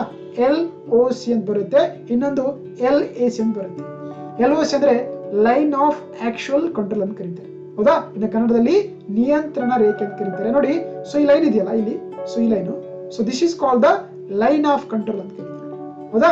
ಲೈನ್ ಆಫ್ ಕಂಟ್ರೋಲ್ ಅಂದ್ರೆ it is a line between the POK and India ಅಂತ ಕರೀಬಹುದು, ಹೌದಾ. ಏನಾಗಿದೆ, ಭಾರತ ಮತ್ತೆ ಪಾಕಿಸ್ತಾನ ಮಧ್ಯೆ ಏನಾಗಿದೆ ಒಂಥರ ಅಲ್ಲಿರುವಂತಹ ಒಂದು ಕದನ ವಿರಾಮ ಲೈನ್ ಅಂತ ಕರೀತಾರೆ. ಇಟ್ಸ್ ಬಿಟ್ವೀನ್ ದ POK ಮತ್ತೆ ನಮಗೆ ಜಮ್ಮು ಕಾಶ್ಮೀರ ಮಧ್ಯೆ ಇರುವಂತಹ ಲೈನ್ ನಾವು LOC ಅಂತ ಕರೀತಾರೆ. ಓಕೆ, ಇಟ್ಸ್ ಅನ್ ಇಂಡಿಯಾ ಮತ್ತೆ ಪಾಕಿಸ್ತಾನ ಇರುವಂತಹ ಒಂದು ಡಿಸ್ಪ್ಯೂಟೆಡ್ ಲೈನ್ ಅಂತ ಹೇಳ್ಬೋದು. ಸಾರಿ, ಫಸ್ಟ್ ಒನ್. ಎರಡನೇದು line of actual control. Line of actual control ಅಂತ ಕನ್ನಡದಲ್ಲಿ ವಾಸ್ತವ ನಿಯಂತ್ರಣ ರೇಖೆ ಅಂತ ಕರೀತಾರೆ. ಲೈನ್ ಆಫ್ ಆಕ್ಚುಯಲ್ ಕಂಟ್ರೋಲ್ ಅಂತ ಕರೀತಾರೆ. ಸೊ ಇಲ್ಲಿ ಕಾಣಿಸ್ತಿದೆಯಲ್ಲ, so this is called the line of actual control, this one, ಹೌದಾ. ಇದೇನಾಗಿದೆ ಆಕ್ಚುಲಿ ಈ ಲಡಾಖ್ ಮತ್ತೆ ಅಕ್ಸಾಯ್ ಚೀನಾ ಮಧ್ಯೆ ಇರುವಂತಹ ಒಂದು ಏನಾಗಿದೆ ಡಿಸ್ಪ್ಯೂಟೆಡ್ ಲೈನ್ ಆಗಿದೆ. ಸೊ ಹಾಗಾಗಿ ಇದು it's a line disputed line between the India and China ಆಗಿದೆ. ಸೊ ಹಾಗೆ LOC ಅಂದ್ರೆ ಇಂಡಿಯಾ ಪಾಕಿಸ್ತಾನ್, LAC ಅಂದ್ರೆ ಇಂಡಿಯಾ ಚೈನಾ ಅಂತ ಗೊತ್ತಿರಬೇಕು. ಓಕೆ, ಹಾಗಾಗಿ ಲಡಾಖ್ ನ ಕ್ಯಾಪಿಟಲ್ ಯಾವ್ದಪ್ಪ ಅಂತಂದ್ರೆ ಲೇ ಆಗಿದೆ, ಗೊತ್ತಿರೋದು. Okay, Ladakh is the Leh is the capital of the Ladakh ಆಗಿದೆ. ಓಕೆ, ಸೊ ಹಾಗಾಗಿ ಇಷ್ಟು ಗೊತ್ತಿರಲಿ. Moving to the next topic. Yes, recent ಆಗಿ ಏನಂದ್ರೆ ಆಕ್ಚುಲಿ ನಮಗೆ ನೋಡಿ ನಿಮ್ಗೆಲ್ಲ ಗೊತ್ತಿರುವಂತೆ ಮಾನ್ಸೂನ್ ಸೆಷನ್ಗಳದು, ಹೌದಾ. ಏನಂದ್ರೆ ಮಳೆಗಾಲದ ಅಧಿವೇಶನಗಳಾಯ್ತು ಪಾರ್ಲಿಮೆಂಟ್ ಅಲ್ಲಿ, ಆದ್ರೆ ಅಷ್ಟು ಫ್ರೂಟ್ಫುಲ್ ಆಗಿಲ್ಲ. ಮತ್ತೆ ಅಂದ್ರೆ ಸಾಕಷ್ಟು ಸೆಷನ್ಗಳಾಗಿಲ್ಲ ಬಿಕಾಸ್ ಆಫ್ ದಿ ಏನಂದ್ರೆ ದರ್ ಇಸ್ ಅ ಪೆಗಾಸಸ್ ಬಗ್ಗೆ ಸಾಕಷ್ಟು ಬಗ್ಗೆ ಒಂದು ಏನ್ ಮಾಡಿದ್ರು ಅಲ್ಲಿ ಡಿಸ್ಪ್ಯೂಟ್ ಉಂಟು ಮಾಡಿದ್ರು. ಆ ಕಾರಣಕ್ಕಾಗಿ ಆ ಒಂದು ಏನಂದ್ರೆ ಸೆಷನ್ಗಳೇ ಸರಿಯಾಗಿ ನಡೆದಿಲ್ಲ. ಅದ್ರ ಜೊತೆಗೆ ಅಂದ್ರೆ ಯಾವುದೇ ಒಂದು ಬಿಲ್ ಕೂಡ ಅಂದ್ರೆ ಆಕ್ಚುಲಿ ಸುಮಾರು ಬಿಲ್ಗಳು ಪಾಸ್ ಆಗ್ತವೆ, ಆ ಬಿಲ್ಗಳಿಗೆ ಈ ಪಾರ್ಲಿಮೆಂಟರಿ ಕಮಿಟಿಗೆ ಒಂದು ಸ್ಟಡಿ ಮಾಡ್ಕೊಳ್ಳೋಕೆ ಕೊಟ್ಟಿರಲಿಲ್ಲ. ಸೊ ಆ ಕಾರಣಕ್ಕಾಗಿ ರೀಸೆಂಟ್ ಆಗಿ ಅಂದ್ರೆ ಈ ಪಾರ್ಲಿಮೆಂಟರಿ ಕಮಿಟಿಗಳು ತುಂಬಾ ನ್ಯೂಸ್ ಅಲ್ಲಿ ಇದೆ. ಜೊತೆಗೆ ಅಂದ್ರೆ ಇತ್ತೀಚೆಗೆ ಏನಂದ್ರೆ ಆಕ್ಚುಲಿ ಅಧೀರ್ ರಂಜನ್ ಚೌಧರಿ ಏನಂದ್ರೆ ಈ ಪಾರ್ಲಿಮೆಂಟರಿ ಅಕೌಂಟ್ ಕಮಿಟಿ, ಹೌದಾ, ಪಾರ್ಲಿಮೆಂಟ್ ಪಬ್ಲಿಕ್ ಅಕೌಂಟ್ ಕಮಿಟಿನ ಒಂದು ಅಧ್ಯಕ್ಷ ಕೂಡ ಆಯ್ಕೆ ಮಾಡಿದರೆ. ಸೊ ಅದ್ರ ಬಗ್ಗೆ ಡಿಸ್ಕಸ್ ಮಾಡ್ತಾ ನೋಡಿ. ಹೌದಾ? ಎಸ್, ಅದಕ್ಕಿಂತ ಮುಂಚೆ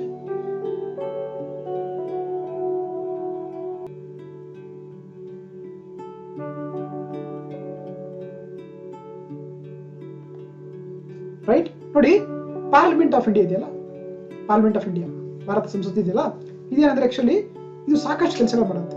ಹೌದಾ? ಸೊ ಬಿಲ್ಗಳು ಪಾಸ್ ಮಾಡುತ್ತೆ, ಆಮೇಲೆ ಸಾಕಷ್ಟು ವಿಷಯಗಳ ಬಗ್ಗೆ ಸ್ಟಡಿ ಮಾಡುತ್ತೆ, ಡಿಸ್ಕಷನ್ ಮಾಡುತ್ತೆ, ಡಿಬೇಟ್ ಮಾಡುತ್ತೆ, ದೇಶಕ್ಕೆ ಬೇಕಾಗಿರುವಂತ ಒಂದು ಕಾನೂನುಗಳನ್ನ ಕೂಡ ಇದೇನ್ ಮಾಡುತ್ತೆ, ರಚನೆ ಮಾಡುತ್ತೆ. ಸೊ ಹಾಗಾಗಿ ಇದಕ್ಕೆ ತಂದೆ ಅಂತ ಡಿಫ್ರೆಂಟ್ ಕೆಲಸಗಳಿರ್ತವೆ. ಸೊ ಹೌದಾ? ಸೊ ಹಾಗೆ ಇದರಲ್ಲಿ ಎರಡು ತರ ಕಮಿಟಿಗಳು ಬರ್ತವೆ. ಒಂದು ಸ್ಟ್ಯಾಂಡಿಂಗ್ ಕಮಿಟಿ ಅಂತ ಕರೀತಾರೆ, ಒಂದು ಸ್ಟ್ಯಾಂಡಿಂಗ್ ಕಮಿಟಿ ಕರಿತೀವಿ, ಇನ್ನೊಂದು ಎಡೋ ಕಮಿಟಿ ಅಂತ ಕರೀತಾರೆ. ಏನ್ ಕರಿತೀವಿ? ಎಡೋ ಕಮಿಟಿ ಅಂತ ಕರಿತೀವಿ. ಸ್ಟ್ಯಾಂಡಿಂಗ್ ಕಮಿಟಿ ಅಂದ್ರೆ ಕನ್ನಡದಲ್ಲಿ ಶಾಶ್ವತ ಸಮಿತಿಗಳಂತ ಕರಿತೀವಿ, ಎಡೋಕ್ ಅಂದ್ರೆ ಕನ್ನಡದಲ್ಲಿ ತಾತ್ಕಾಲಿಕ ಸಮಿತಿಗಳಂತ ಕರೀತಾರೆ. ಓಕೆನಾ? ಸೊ ಹಾಗಾಗಿ ಈ ಸ್ಟ್ಯಾಂಡಿಂಗ್ ಕಮಿಟಿಯಲ್ಲಿ ಬರುವಂತಹ 3 ಇಂಪಾರ್ಟೆಂಟ್ ಕಮಿಟಿ ಅಂತಂದ್ರೆ ಆಕ್ಚುಲಿ 3 ಬರ್ತವೆ. ಒಂದು public account committee, public undertaking committee, ಮೂರನೇದು ಎಸ್ಟಿಮೇಟ್ ಕಮಿಟಿ ಅಂತ ಕರೀತಾರೆ. ಹೌದಾ? ಸೊ ಹಾಗಾಗಿ ಈ 3 ಕಮಿಟಿಗಳು ನಮ್ಗೆ ಎಕ್ಸಾಮ್ ಪಾಯಿಂಟ್ ತುಂಬಾ ಇಂಪಾರ್ಟೆಂಟ್ ಆಗ್ತವೆ. ಪಬ್ಲಿಕ್ ಅಕೌಂಟ್ ಕಮಿಟಿ ಕನ್ನಡದಲ್ಲಿ ಸಾರ್ವಜನಿಕ ಲೆಕ್ಕಪತ್ರ ಸಮಿತಿ ಅಂತ ಕರಿತೀವಿ. ಎರಡನೇದು ಪಬ್ಲಿಕ್ ಅಂಡರ್ಟೇಕಿಂಗ್ ಕಮಿಟಿ ಕನ್ನಡದಲ್ಲಿ ಸಾರ್ವಜನಿಕ ಉದ್ಯಮಗಳ ಸಮಿತಿ ಅಂತ ಕರೀತಾರೆ. ಮೂರನೇದು ಎಸ್ಟಿಮೇಟ್ ಕಮಿಟಿ ಅಂತ ಇದನ್ನು ಕನ್ನಡದಲ್ಲಿ ಅಂದಾಜು ಸಮಿತಿ ಅಂತ ಕರೀತಾರೆ. ಸೊ ಹಾಗಾಗಿ ಈ 3 ಕಮಿಟಿಗಳು ನಮ್ಮ ಎಕ್ಸಾಮ್ ಪಾಯಿಂಟ್ ಆಫ್ ತುಂಬಾ ಇಂಪಾರ್ಟೆಂಟ್ ಆಗುತ್ತೆ. ಅದ್ರ ಬಗ್ಗೆ ಡಿಸ್ಕಸ್ ಮಾಡ್ತಾ ಹೋಗೋಣ. ರೈಟ್, ಫಸ್ಟ್ ಒಂದು ಬರುತ್ತೆ ಪಬ್ಲಿಕ್ ಅಕೌಂಟ್ ಕಮಿಟಿ ಅಂತ ಕರೀತೀವಿ. ಹೌದಾ? ಪಬ್ಲಿಕ್ ಅಕೌಂಟ್ ಕಮಿಟಿ ಅಂತ ಕರೀತಾರೆ. ಇದು ಸ್ಥಾಪನೆ ಆಗಿದ್ದಾವಾಗ ಅಂದ್ರೆ 1921ರಲ್ಲಿ ಈ ಒಂದು ಕಮಿಟಿಯನ್ನ, ಒಂದು ಸಮಿತಿಯನ್ನ ಸ್ಥಾಪನೆ ಮಾಡ್ತಾರೆ ಅಂಡರ್ ದ ಬ್ರಿಟಿಷ್ ಗವರ್ಮೆಂಟ್ ಅಲ್ಲಿ. ಓಕೆ? ಸೊ ಹಾಗಾಗಿ ಇದರಲ್ಲಿ ಒಟ್ಟು 22 ಜನ ಮೆಂಬರ್ಸ್ ಇರ್ತಾರೆ. There is 22 members in the public account committee. ಆ 22ರಲ್ಲಿ 15 ಜನ ಲೋಕಸಭೆಯಿಂದ ಆಯ್ಕೆ ಆದ್ರೆ, ಎಲೆಕ್ಟ್ ಆದ್ರೆ, ಇನ್ನು 7 ಜನ ರಾಜ್ಯಸಭೆಯಿಂದ ಆಯ್ಕೆ ಆಗ್ತಾರೆ. ಇದು ಬಹಳ ಎಕ್ಸಾಮ್ ಅಲ್ಲಿ ಕ್ವೆಶ್ಚನ್ ಗಳು ಕೇಳಿದ್ದಾರೆ. ಸೊ ಹಾಗಾಗಿ ಒಂದ್ ಕಡೆ ಗೊತ್ತಿರಲಿ. ಸೊ ಅರ್ಥ ಆಯ್ತಾ? ಟೋಟಲ್ ಆಗಿ ಇದರಲ್ಲಿ 22 ಜನ ಮೆಂಬರ್ಸ್ ಇರ್ತಾರೆ. ಅದರಲ್ಲಿ 15 ಜನ ಲೋಕಸಭೆಯಿಂದ ಆಯ್ಕೆ ಎಲೆಕ್ಟ್ ಆದ್ರೆ, 7 ಜನ ಏನ್ ಮಾಡ್ತಾರೆ, ರಾಜ್ಯಸಭೆಯಿಂದ ಆಯ್ಕೆ ಆಗ್ತಾರೆ. ಜೊತೆಗೆ ಇದರ ಟರ್ಮ್ ನೋಡಿದ್ರೆ ಎಷ್ಟಿರುತ್ತಂದ್ರೆ, ಈ ಒಂದು ಸಮಿತಿ ಅವಧಿ ಕೇವಲ 1 ವರ್ಷ ಮಾತ್ರ ಇರ್ತದೆ. ಪ್ರತಿ ವರ್ಷಕ್ಕೆ ಏನ್ ಮಾಡ್ತಾರೆ, ಕಮಿಟಿಯನ್ನ ಅಪಾಯಿಂಟ್ ಮಾಡ್ತಾ ಹೋಗ್ತಾರೆ. ರೈಟ್? ಜೊತೆಗೆ ಇಲ್ಲಿರುವಂತ ಮಿನಿಸ್ಟರ್ಗಳು ಏನ್ ಮಾಡ್ತಾರೆ ಅಂದ್ರೆ ಎಲೆಕ್ಷನ್ ಆಗುತ್ತೆ. ಯಾವ್ದ್ರ ಮುಖಾಂತರ? ಅದು ಪ್ರಪೋರ್ಷನಲ್ ರಿಪ್ರೆಸೆಂಟೇಷನ್ ಮುಖಾಂತರ ಏನಾಗುತ್ತೆ, ವೋಟಿಂಗ್ ಮಾಡಿ ಆ ಒಂದು ಸದಸ್ಯರನ್ನ ಆಯ್ಕೆ ಮಾಡಲಾಗುತ್ತೆ. ಸೊ ಹಾಗಾಗಿ ಈ ಒಂದು ಸಮಿತಿಯಲ್ಲಿ ಯಾವುದೇ ಮಂತ್ರಿಗಳಿಗೆ ಈ ಒಂದು ಸಮಿತಿಯ ಸದಸ್ಯರಾಗ್ಲಿಕ್ಕೆ ಅವರಿಗೆ ಅವಕಾಶ ಇರೋದಿಲ್ಲ. there is no minister can be member of the public account committee ಅಂತ ಅದು ಕೂಡ ನಿಮಗೆ ಕ್ಲಾರಿಟಿ ಗೊತ್ತಿರಬೇಕು. ಜೊತೆಗೆ ಇಲ್ಲಿರುವಂತ ಇದಕ್ಕೆ ಒಂದು ಸಮಿತಿ ಅಧ್ಯಕ್ಷನ ಯಾರು ಅಪಾಯಿಂಟ್ ಮಾಡ್ತಾರೆ ಅಂದ್ರೆ appointed by the speaker appoint ಮಾಡ್ತಾರೆ, ಲೋಕಸಭಾ ಸ್ಪೀಕರ್ ಅಪಾಯಿಂಟ್ ಮಾಡ್ತಾರೆ. ಎಲ್ಲಿಂದ? ಅದು ಅವು ಆಯ್ಕೆ ಆಗಿರುವಂತ ಮೆಂಬರ್ಸ್ ಮುಖಾಂತರ. ಸೊ ಹಾಗಾಗಿ ಈ ಪಬ್ಲಿಕ್ ಅಕೌಂಟ್ ಕಮಿಟಿ ಒಂದು ವಿಶೇಷ ಏನಂದ್ರೆ ಆಕ್ಚುಲಿ ಈ ಕಮಿಟಿ ಅಧ್ಯಕ್ಷರಾಗಿರ್ತಾರೆ ಆಲ್ವೇಸ್ ಬಿಲಾಂಗ್ಸ್ ಟು ದ ಏನಂದ್ರೆ ಅಪೋಸಿಷನ್ ಪಾರ್ಟಿ ಅಂತ ಆಗಿರ್ತಾರೆ. ಅರ್ಥ ಆಯ್ತಾ? ಏನಂದ್ರೆ ಅಪೋಸಿಷನ್ ಪಾರ್ಟಿಯಿಂದನೇ ಏನಾಗ್ತಾರೆ, ಅದಕ್ಕೆ ಅಪೋಸಿಷನ್ ಪಾರ್ಟಿ ಲೀಡರ್ ಏನ್ ಮಾಡ್ತಾರೆ ಅಂದ್ರೆ ಈ ಒಂದು ಸಮಿತಿಯ ಅಧ್ಯಕ್ಷರಾಗಿ ಆಯ್ಕೆ ಮಾಡ್ತಾರೆ. ಅಂದ್ರೆ 1967ಕ್ಕಿಂತ ಮುಂಚೆ ಆಕ್ಚುಲಿ ಬೇರೆ ಮಾಡಕ್ ಅವಕಾಶ ಇತ್ತು. ಬಟ್ ಅಂದ್ರೆ 1967 ಏನಂದ್ರೆ ಅಪೋಸಿಷನ್ ಪಾರ್ಟಿ ಲೀಡರ್ ಇದಲ್ಲ, ಅವ್ರೇನಾಗ್ತಾರೆ ಈ ಸಾರ್ವಜನಿಕ ಲೆಕ್ಕಪತ್ರ ಸಮಿತಿ ಅಧ್ಯಕ್ಷರಾಗಿ ಆಯ್ಕೆ ಆಗ್ತಾ ಹೋಗ್ತಾರೆ. ಓಕೆನಾ? ಸೊ ಹಾಗಾದ್ರೆ ಏನ್ ಕೆಲಸ ಮಾಡುತ್ತಪ್ಪ ಅಂತಂದ್ರೆ ನೋಡಿ, ಇದು ಏನಂದ್ರೆ ಪಾರ್ಲಿಮೆಂಟ್ ಏನ್ ಮಾಡುತ್ತೆ ಅಂದ್ರೆ ಪ್ರತಿ ವರ್ಷ ಒಂದು ರಿಪೋರ್ಟ್ಸ್ ಅನ್ನ ಸಬ್ಮಿಟ್ ತೊಗೊಳುತ್ತೆ. ಯಾವ್ದಾವ್ದ್ರ ಮುಖಾಂತರ? Comptroller auditor general of India under article 148 of the Indian constitution. ಹೌದಾ? ಇವ್ರೇನ್ ಮಹಾಲೆಕ್ಕ ಪಾಲಕರು ಅಂತ ಕರಿತೀವಿ. ಇವ್ರೇನ್ ಮಾಡ್ತಾರೆ, ಪ್ರತಿ ವರ್ಷ ದೇಶದಲ್ಲಿರುವಂತಹ ಒಂದು ಎಕ್ಸ್ಪೆಂಡಿಚರ್ ಬಗ್ಗೆ ಏನ್ ಮಾಡ್ತಾರೆ, ಸ್ಟಡಿ ಮಾಡ್ಕೊಂಡು ಒಂದು ರಿಪೋರ್ಟ್ ಅನ್ನ ಸಬ್ಮಿಟ್ ಮಾಡ್ತಾರೆ ಪಾರ್ಲಿಮೆಂಟ್ಗೆ. ಸೊ ಆ ರಿಪೋರ್ಟ್ ಗಳು ಏನ್ ಮಾಡ್ತಾರೆ ಆಕ್ಚುಲಿ ಈ ಒಂದು ಸಮಿತಿ ಇದೆಯಲ್ಲ ಅದನ್ನ ಎಕ್ಸಾಮಿನ್ ಮಾಡುತ್ತೆ before table in to the parliament of India ಅಂತ.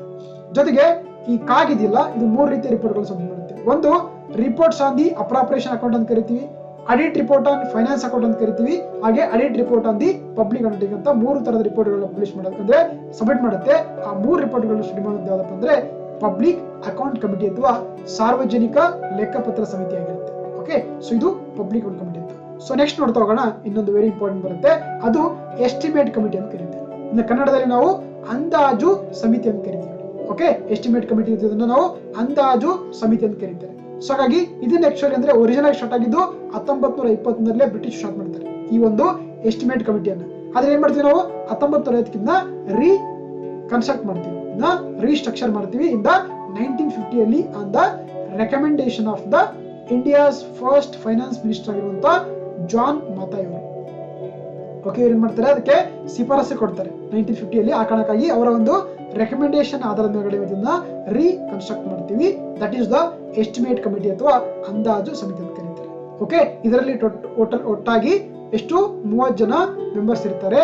ಎಲ್ಲರೂ ಕೂಡ ಇಲ್ಲಿಂದ ಲೋಕಸಭೆಯಿಂದ ಮಾತ್ರನೇ ಆಯ್ಕೆ ಆಗ್ತಾರೆ. ಸೊ ಹಾಗಾಗಿ there is no single member in the estimate committee from Rajya Sabha ಅಂತ. ಹಾಗಾಗಿ ಇಲ್ಲಿ ರಾಜ್ಯಸಭಾ ಒಬ್ಬ ಸದಸ್ಯನ ಕೂಡ ಇದರಲ್ಲಿ ಮೆಂಬರ್ ಆಗಕ್ಕೆ ಅವಕಾಶ ಇರಂಗಿಲ್ಲ ಅಂತ. ಓಕೆ, ಜೊತೆಗೆ ಇಲ್ಲಿ ಕೂಡ ಏನ್ ಮಾಡ್ತಾರೆ, ಈ ಪ್ರಪೋರ್ಷನಲ್ ರಿಪ್ರೆಸೆಂಟೇಷನ್ ಮುಖಾಂತರ ವೋಟಿಂಗ್ ಮಾಡಿಕೊಂಡು ಮೆಂಬರ್ಸ್ ಗಳನ್ನ ಆಯ್ಕೆ ಮಾಡಲಾಗುತ್ತೆ. ಸೊ ಇಲ್ಲಿ ಕೂಡ minister cannot be A member of this body. ಹಾಗಾಗಿ ಇಲ್ಲಿ ಯಾವುದೇ ಸಚಿವರು ಕೂಡ ಇದರಲ್ಲಿ ಮೆಂಬರ್ ಆಗ್ಲಿಕ್ಕೆ ಅವಕಾಶ ಇಲ್ಲ. ಜೊತೆಗೆ ಟರ್ಮ್ ಆಗಿ 1 ವರ್ಷ ಇರುತ್ತೆ. ಮತ್ತೇನಂದ್ರೆ ನೋಡಿ, ಇಲ್ಲಿ ಕೂಡ ಸ್ಪೀಕರ್ ಏನ್ ಮಾಡ್ತಿರೋದಕ್ಕೆ ಅಧ್ಯಕ್ಷನ ಅಪಾಯಿಂಟ್ ಮಾಡ್ತಾರೆ. ಈ ಒಂದು ಎಸ್ಟಿಮೇಟ್ ಕಮಿಟಿಗೆ ಏನಾಗಿರ್ತಾರೆ, ಸೊ ಈ ಒಂದು ರೂಲಿಂಗ್ ಪಾರ್ಟಿಯಿಂದನೇ ಏನ್ ಮಾಡ್ತಾರೆ ಅಂದ್ರೆ, ರೂಲಿಂಗ್ ಪಾರ್ಟಿ ಇರುವಂತಹ ಮೆಂಬರ್ ಏನ್ ಮಾಡ್ತಾರೆ ಅಂದ್ರೆ ಈ ಒಂದು ಸಮಿತಿಗೆ ಅಧ್ಯಕ್ಷರನ್ನಾಗಿ ಆಯ್ಕೆ ಮಾಡ್ತಾರೆ. ಸೊ ಇದು ಕೂಡ ನಿಮಗೆ ಗೊತ್ತಿರಬೇಕು. ಓಕೆ, ಜೊತೆಗೆ ನೋಡಿ ಇದೇನ್ ಮಾಡುತ್ತಪ್ಪ ಅಂದ್ರೆ ಕೆಲಸ, ಇದು ಏನಂದ್ರೆ ಎಸ್ಪೆಷಲಿ ಬಜೆಟ್ ನಡೀತಲ್ಲ, ಅಲ್ಲಿರುವಂತಹ ಎಲ್ಲಾ ಡಾಕ್ಯುಮೆಂಟ್ ಗಳನ್ನ ನೋಡುತ್ತೆ. ಆಕ್ಚುಲಿ ನಮಗೆ ಬಜೆಟ್ ಏನ್ ಮಾಡ್ತೀವಿ, ಪ್ರೆಸೆಂಟೇಷನ್ ಮಾಡಿದ ತಕ್ಷಣ ಮಾಡ್ತೀವಿ, ಅದಕ್ಕೆ ಒಂದು ಸ್ಟ್ಯಾಂಡಿಂಗ್ ಕಮಿಟಿಗಳು ಸ್ಟಡಿ ಮಾಡ್ತವೆ. ಅದರಲ್ಲಿ ಮೇಜರ್ ಸ್ಟಡಿ ಮಾಡುವಂತ ಕಮಿಟಿ ಅಂತಂದ್ರೆ ಅದು ಎಸ್ಟಿಮೇಟ್ ಕಮಿಟಿ ಆಗಿದೆ. ಸೊ ಹಾಗಾಗಿ ಇದನ್ನ ಬಜೆಟ್ ಅನ್ನ ಸ್ಟಡಿ ಮಾಡುವಂತ ಕಮಿಟಿ ಅಂತಂದ್ರೆ that is the estimate committee ಅಥವಾ ಅಂದಾಜು ಸಮಿತಿ ಅಂತ ಕರೀತಾರೆ. ಓಕೆ, ಇನ್ನು 3ನೇ ಕಮಿಟಿ ಬಂದಾಗ ನಮಗೆ ಬರುತ್ತೆ committee on the public undertaking ಅಂತ ಕರಿತೀವಿ. ಕನ್ನಡದಲ್ಲಿ ಸಾರ್ವಜನಿಕ ಉದ್ಯಮಗಳ ಸಮಿತಿ ಅಂತ ಕರೀತಾರೆ. ಓಕೆ, ಇದನ್ನ 1964ರಲ್ಲಿ on the recommendation of the Krishna Menon committee, ಹೌದಾ, ಕೃಷ್ಣ ಮೆನನ್ ಸಮಿತಿಯವರ ಒಂದು ಶಿಫಾರಸಿನ ಮೇರೆಗೆ 1964ರಲ್ಲಿ ಈ ಸಾರ್ವಜನಿಕ ಉದ್ಯಮಗಳ ಸಮಿತಿಯನ್ನ ಸ್ಟಾರ್ಟ್ ಮಾಡಲಾಗುತ್ತೆ. ಇದರಲ್ಲಿ ಟೋಟಲ್ ಆಗಿ 27 ಜನ ಮೆಂಬರ್ಸ್ ಇರ್ತಾರೆ. ಹಾಗೆ 15 ಜನ ಲೋಕಸಭೆಯಿಂದ, 7 ಜನರು ರಾಜ್ಯಸಭೆಯಿಂದ ಇದಕ್ಕೆ ಮೆಂಬರ್ ಆಗಿ ಆಯ್ಕೆ ಆಗ್ತಾರೆ. ಓಕೆ, ಇಲ್ಲಿ ಕೂಡ ಅಗೇನ್ ಎಲೆಕ್ಷನ್ ಆಗುತ್ತೆ ಥ್ರೂ ಪ್ರಪೋರ್ಷನಲ್ ರಿಪ್ರೆಸೆಂಟೇಷನ್ ಮೂಲಕ. ಸೊ ಹಾಗಾಗಿ ಟರ್ಮ್ ಕೂಡ ಇರುತ್ತಿರೋದು 1 ವರ್ಷ, ರೈಟ್. ಸೊ ಹಾಗಾಗಿ ಇಲ್ಲಿ ಅಧ್ಯಕ್ಷರನ್ನ ಸ್ಪೀಕರ್ ಏನ್ ಮಾಡ್ತಾರೆ, ಆಯ್ಕೆ ಮಾಡ್ತಾರೆ. ಸೊ ಹಾಗಾಗಿ ಇಲ್ಲಿ ಏನಂದ್ರೆ ಈ ಒಂದು ಸಮಿತಿಯ ಅಧ್ಯಕ್ಷನಾಗಿರ್ತಾರೆ always belongs to the Lok Sabha ಆಗಿರ್ತಾರೆ. ಸೊ ಹಾಗಾಗಿ ಇಲ್ಲಿ ರಾಜ್ಯಸಭಾ ಸದಸ್ಯರಿಗೆ ಈ ಒಂದು ಸಮಿತಿಯ ಅಧ್ಯಕ್ಷರಾಗ್ಲಿಕ್ಕೆ ಅವಕಾಶ ಇರೋದಿಲ್ಲ. ಹಾಗಾದ್ರೆ ಏನ್ ಕೆಲಸ ಮಾಡುತ್ತಪ್ಪ ಅಂದ್ರೆ ಇದು ಏನ್ ಮಾಡುತ್ತೆ, ನಿಮ್ಗೆಲ್ಲ ಗೊತ್ತಿರುವಂತೆ ನಮ್ಮ ದೇಶದಲ್ಲಿ ದೇರ್ ಇಸ್ ಅ ಲಾಟ್ ಏನಿದೆ ಪಬ್ಲಿಕ್ ಅಂಡರ್ಟೇಕಿಂಗ್ಸ್ ಇದೆ ಅಥವಾ ಪಬ್ಲಿಕ್ ಸೆಕ್ಟರ್ ಎಂಟರ್ಪ್ರೈಸ್ ಇರುತ್ತೆ. ಅವುಗಳೇನಂದ್ರೆ ಪ್ರತಿ ವರ್ಷ ಏನ್ ಮಾಡ್ತಂದ್ರೆ ರಿಪೋರ್ಟ್ ಕೊಡ್ತವೆ. ಆ ರಿಪೋರ್ಟ್ ಅನ್ನ ಸ್ಟಡಿ ಮಾಡ್ತೇವೆ. For example oil and natural gas ಆಗಿರ್ಬೋದು, ಹೌದಾ, ಮತ್ತೆ ಅದು BSNL ಆಗಿರ್ಬೋದು, ಇವೆಲ್ಲ ಕೂಡ ಏನ್ ಕರಿತೀವಿ ನಾವು ಪಬ್ಲಿಕ್ ಸೆಕ್ಟರ್ ಅಂಡರ್ಟೇಕಿಂಗ್ ಅಂತ ಕರಿತೀವಿ. ಸೊ ಹಾಗಾಗಿ ಅಂದ್ರೆ ಇವುಗಳ ಪ್ರತಿಯೊಂದು ರಿಪೋರ್ಟ್ ಅನ್ನ ಪಾರ್ಲಿಮೆಂಟ್ ಅಲ್ಲಿ ಸ್ಟಡಿ ಮಾಡುವಂತ ಕಮಿಟಿ ಅಂತಂದ್ರೆ ಅದು ಸಾರ್ವಜನಿಕ ಉದ್ಯಮಗಳ ಸಮಿತಿ ಆಗಿರುತ್ತೆ. ಸೊ ಹಾಗಾಗಿ ಈ 3 ಕಮಿಟಿಗಳು ತುಂಬಾ ಇಂಪಾರ್ಟೆಂಟ್ ಆಗುತ್ತೆ. ಒಂದು public account committee, estimate committee and public undertaking committee. So ಹಾಗಾಗಿ these are the 3 important standing committee ಅಥವಾ ಪರ್ಮನೆಂಟ್ ಕಮಿಟಿ ಅಂತ ಕರಿತೀವಿ ಇನ್ ದ ಪಾರ್ಲಿಮೆಂಟ್ ಆಫ್ ಇಂಡಿಯಾದಲ್ಲಿ. ಓಕೆ, ಸೊ ಹಾಗಾಗಿ ಇದರ ಪಬ್ಲಿಕ್ ಅಕೌಂಟ್ ಕಮಿಟಿ ಅಧ್ಯಕ್ಷರಾಗಿ ಯಾರಾಗಿದ್ದಾರೆ, ಸೊ ಯಾರಂದ್ರೆ Adhir Ranjan Chowdhury become the presently working as the chairman of the public account committee ಅಥವಾ ಸಾರ್ವಜನಿಕ ಲೆಕ್ಕಪತ್ರ ಸಮಿತಿ ಅಧ್ಯಕ್ಷರಾಗಿ ವಿರೋಧ ಪಕ್ಷ ಕಾಂಗ್ರೆಸ್ ಪಾರ್ಟಿನ ಲೀಡರ್ ಆಗಿರುವಂತಹ ಅಧೀರ್ ರಂಜನ್ ಚೌಧರಿ ಅವರು ಅದರ ಒಂದು ಅಧ್ಯಕ್ಷತೆಯನ್ನ ಕಾರ್ಯವನ್ನ ನಿರ್ವಹಿಸ್ತಿದ್ದಾರೆ. ಓಕೆ, ಸೊ ಹಾಗಾಗಿ ಇದಿಷ್ಟು ಗೊತ್ತಿರಬೇಕಾಗಿರೋದ್ರಿಂದ ದಿಸ್ ಟಾಪಿಕ್. ಓಕೆ, ಇದಿಷ್ಟು ಇವತ್ತಿನ ಟಾಪಿಕ್. ಮತ್ತೆ ಮುಂದಿನ ದಿನಗಳಲ್ಲಿ ಡಿಫ್ರೆಂಟ್ ಟಾಪಿಕ್ ಅನ್ನು ಡಿಸ್ಕಸ್ ಮಾಡ್ತಾ ಹೋಗೋಣ. ಅಲ್ಲಿವರೆಗೂ ಥ್ಯಾಂಕ್ ಯು.